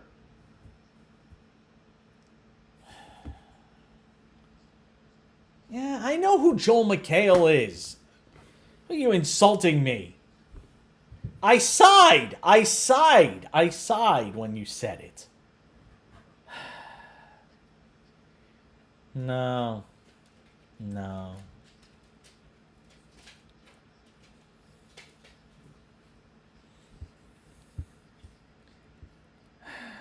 Did you say Card Sharks? I used to love Card Sharks when I was a kid. Oh, it was a great show. The most mindless show ever was Card Sharks.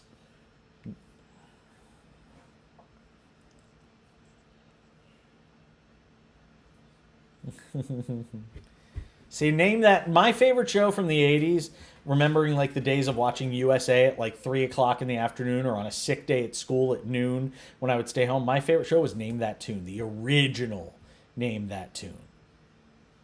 It was Skip. The reboots are reboots for a reason. I mean, the second time around is never that good.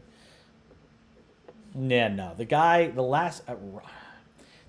name of the host last name was Lang on the original. And it was, the original Name Your Tune with just literally a faceless guy at a piano, and all you would see is his hands play out the notes. Boom, boom, boom. You would never see the actual guy playing the piano, just his hands.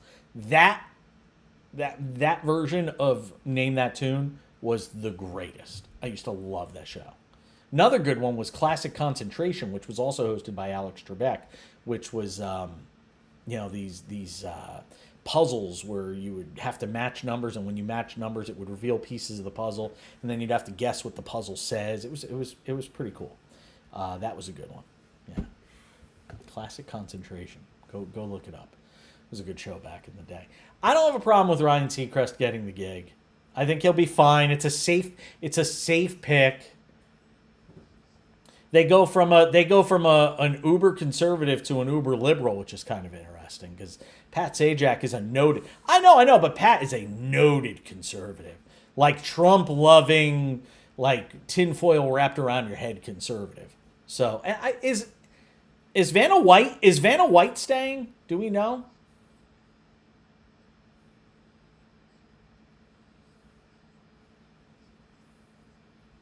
$2024. Yeah. Okay.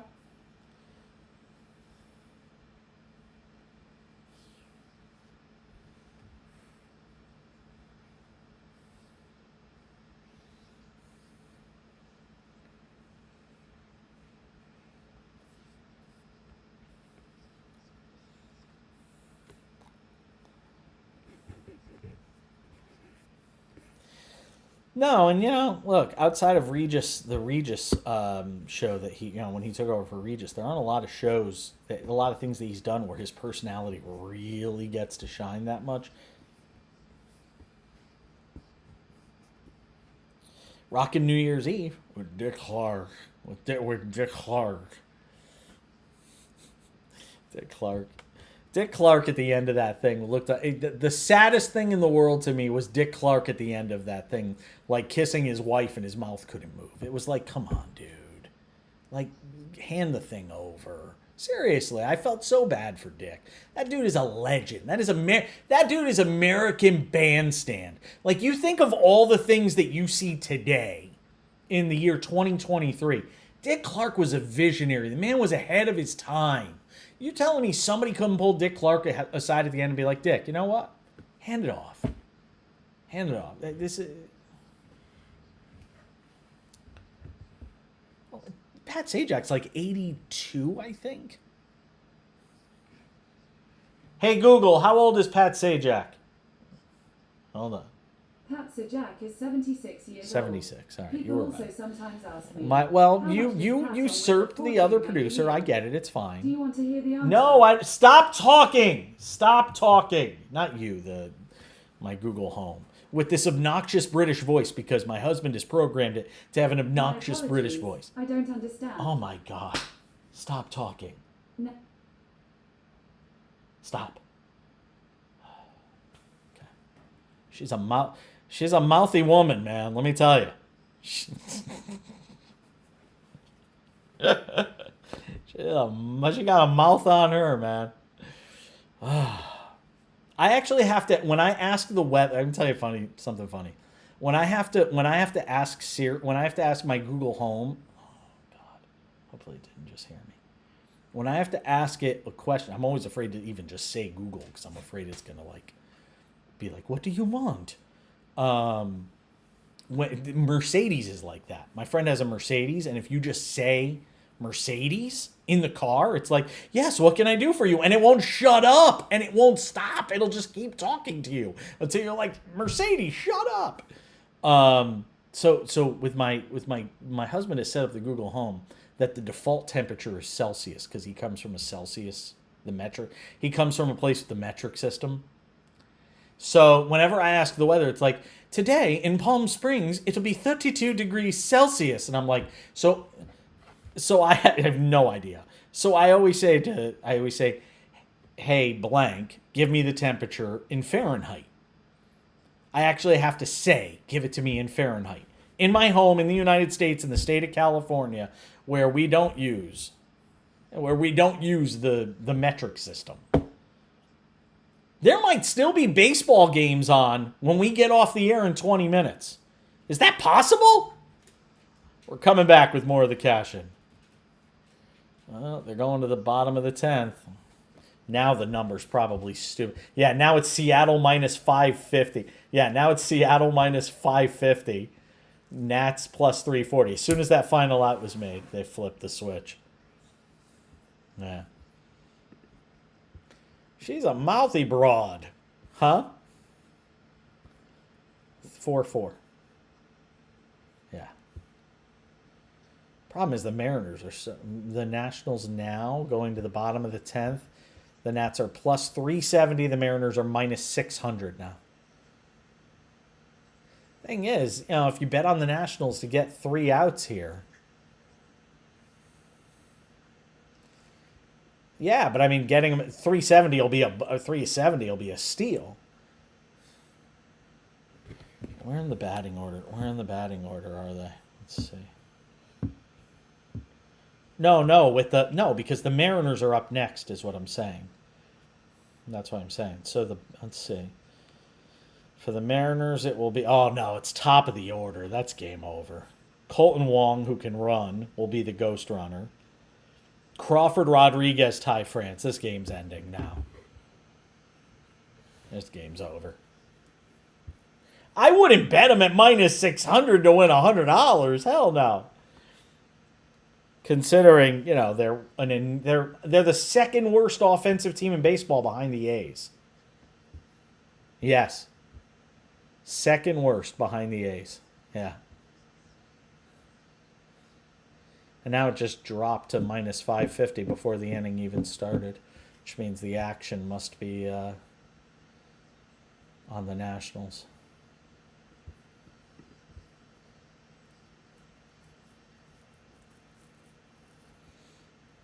I did not. I have not. Husband did, but I did not. No, I do not want to know what happened at the end.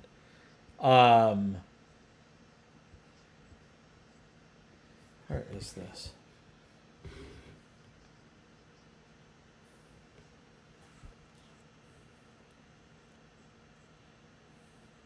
It's a great story if you get a chance on ESPN's front page tonight. Oh, no, it's not there now. Shohei Ohtani replaced it. There was a story about ESPN on the ESPN website. There's a story. If you just look up ESPN and card breaking, like sports card breaking, there's a really good article. No. About how baseball card and people opening boxes of cards on live camera and stuff is like the big thing. Yeah, I do. I've done them on the air sometimes. I've done them while I've been hosting radio shows. I've done video and stuff like that. But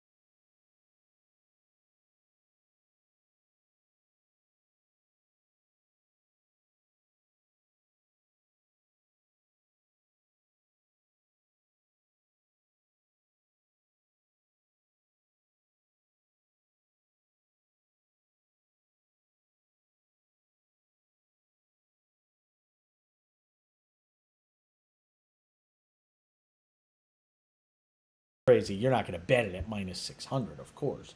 But 4-4 now, bottom of the 10th. I mean, this thing's just about a wrap. Oh, my goodness. So 4-4, bottom of the 10th, bases loaded, nobody out for the Nationals. And it was a 3-0 count to Julio Rodriguez, with runners on first and second, and the pitcher forgot.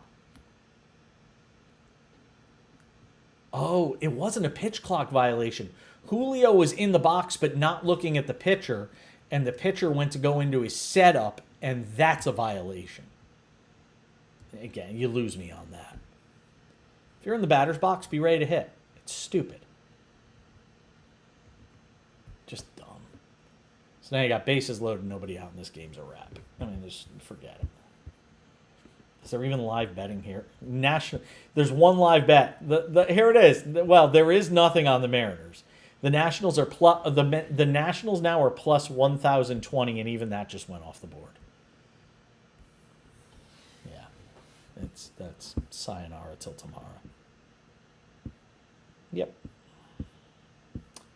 That is just about a wrap. So Ty France will have a chance to kind of win it here for the Mariners. To get them back to, what would it be? They would be back at 500 at 39 and 39. And you can tread water right now and just kind of hang around. Fly ball, right field, foul. So this is the last game of the night. So I was wondering if we'd actually have something rare happen, and that means not have every game wrapped up by the time we get off the air. Pull the rabbit out of the hat. They got the infield. Do they have 5 infielders? I was looking to see if they did the 5 infielder thing. 2 and 1 count. Yeah. Bring in an infielder from the outfield.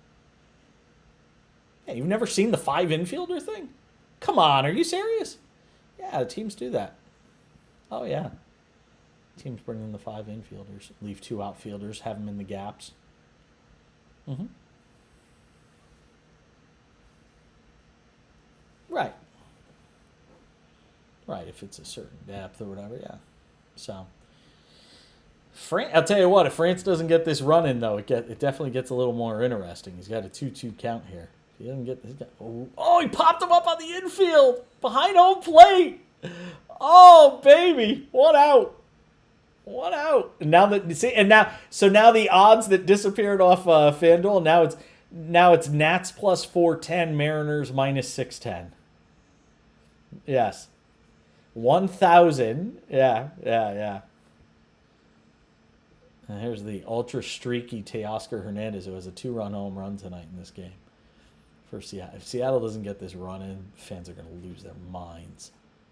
I went to the Seattle Mariners team store this weekend while I was in Seattle. And why not? It was in downtown Seattle. And we were walking around downtown.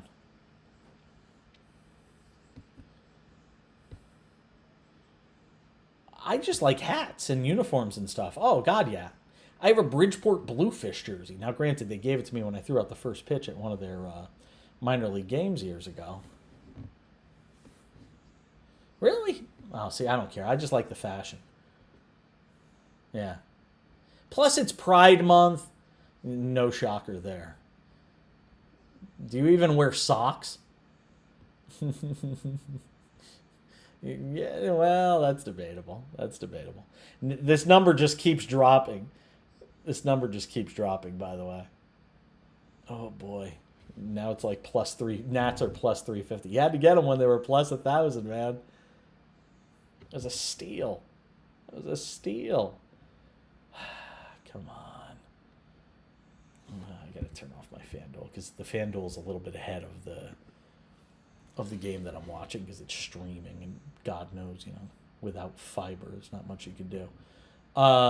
So I went into the Mariners team store. What they are charging people for like hats? What I heard a guy looking at jerseys. He's like, well, the Authentics over there are $340. These are $180 without the name. I'm like, are you kidding me?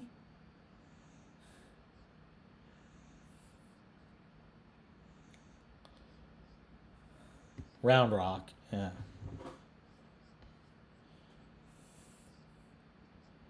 Hello to our friends listening. Yeah, hello to our friends listening in Round Rock, by the way. You were just known as the sub, since Brian just called them a sub. Oh, what is it? Corpus Christi? Oh, okay. Did he go? Oh, he rung him up, strike 3! We got 2 outs! Oh my God, they may not get him in. Bases loaded, nobody out. I love other teams' misery. Oh, it's great. Oh, and that's a strike. It's a good call. That's a good call. Broke the plane.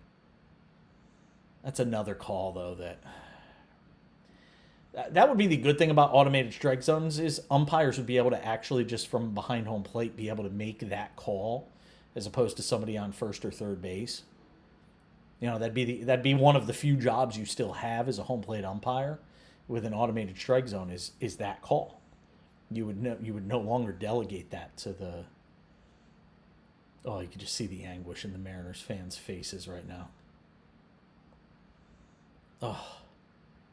Oh, Weems got behind Cal Raleigh 2-0. Cal Raleigh always winds up being a hero in Mariners games. Always. Yep. And Weeks has not been sharp. Yep. No, but he's always winds up being a hero in Mariners games. Oh, check swing, ground ball to the mound. They got out of it. Oh my God. Weems got out of it. That is a Houdini act. Oh, I can't believe they got out of it. Oh, the Mariners, what are you doing? Yeah, you just go to bed at that point. Yeah. Yeah, live to fight another day. Live to fight another day. Live to fight another day. Oh, that's so bad. Wow. By the way, paid attendance tonight at the Coliseum for Yankees A's. Ready? Oh, this is big. This is 5 figures. 13,050 at the Coliseum tonight. It's a fair crowd. That's not a bad crowd at all. Is that the low? It's still the lowest crowd in baseball tonight, right? Reds Orioles was close, 14,057. How are you not going to watch the Orioles right now? What is going on in that organization? You know, they're calling up another one of their stud prospects, Jordan Westberg. Dude, the Orioles are... it's just... That team, that's the team to beat, I'm telling you. That will be the team to beat over the next, 5 years in the AL East. Because they can go and get... You can go find arms. They've got an endless supply of hitters in that organization. It just...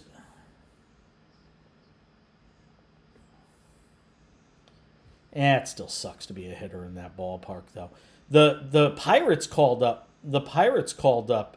Their number one prospect in the organization, Henry Davis. He had 2 hits tonight, RBI, and did he have his first career homer? No, but he did have his first. Jack Sawinski. Oh, really? Oh, that's very cool. Jack Sawinski, he's only hitting .217, but it's been a good story for the Pirates this year. 16-36 this year for that team, which is also still hanging. That NL Central is going to be fun. It's going to go right down to the wire for everybody. So this game will not be over when we finish a minute and a half from now. I am very excited. We like long baseball games. Could be. Trevor Gott on the mound for the Mariners after you just blew bases loaded, nobody out. Wow. I didn't get to talk wrestling with Brian tonight. Well, I promise we will dedicate a segment of the show on Thursday to wrestling when Brian is back. Yeah, no, make sure you do hold me to it because I've been watching a lot of it. And so I'm kind of curious to get your thoughts on some things. Been a lot of NXT mixing in with the Raw stuff lately, too.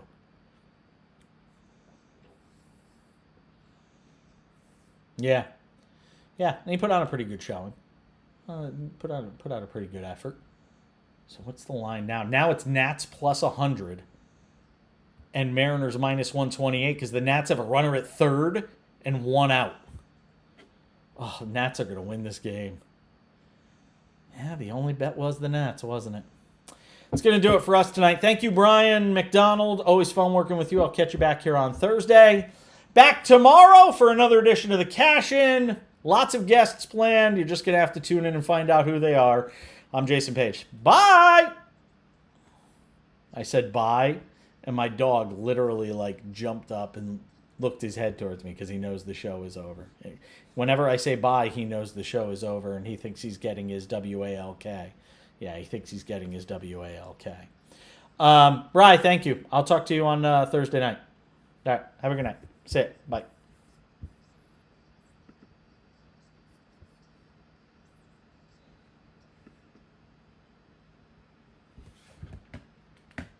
Again, not something that shows up on the scorebook, but with a runner on third. That does it for us on the video side as well. Thank you for watching. Thank Thank you for putting up with me. Always a lot of fun. I'll see you guys back here on Wednesday, Hump Day. Have a great night. I'll see you all back here on Wednesday. We do have some guests lined up for tomorrow. I just Great spot. don't want to say who they are because they're not 100%, but they're close to 100%. I'll see you all then. Have a good night.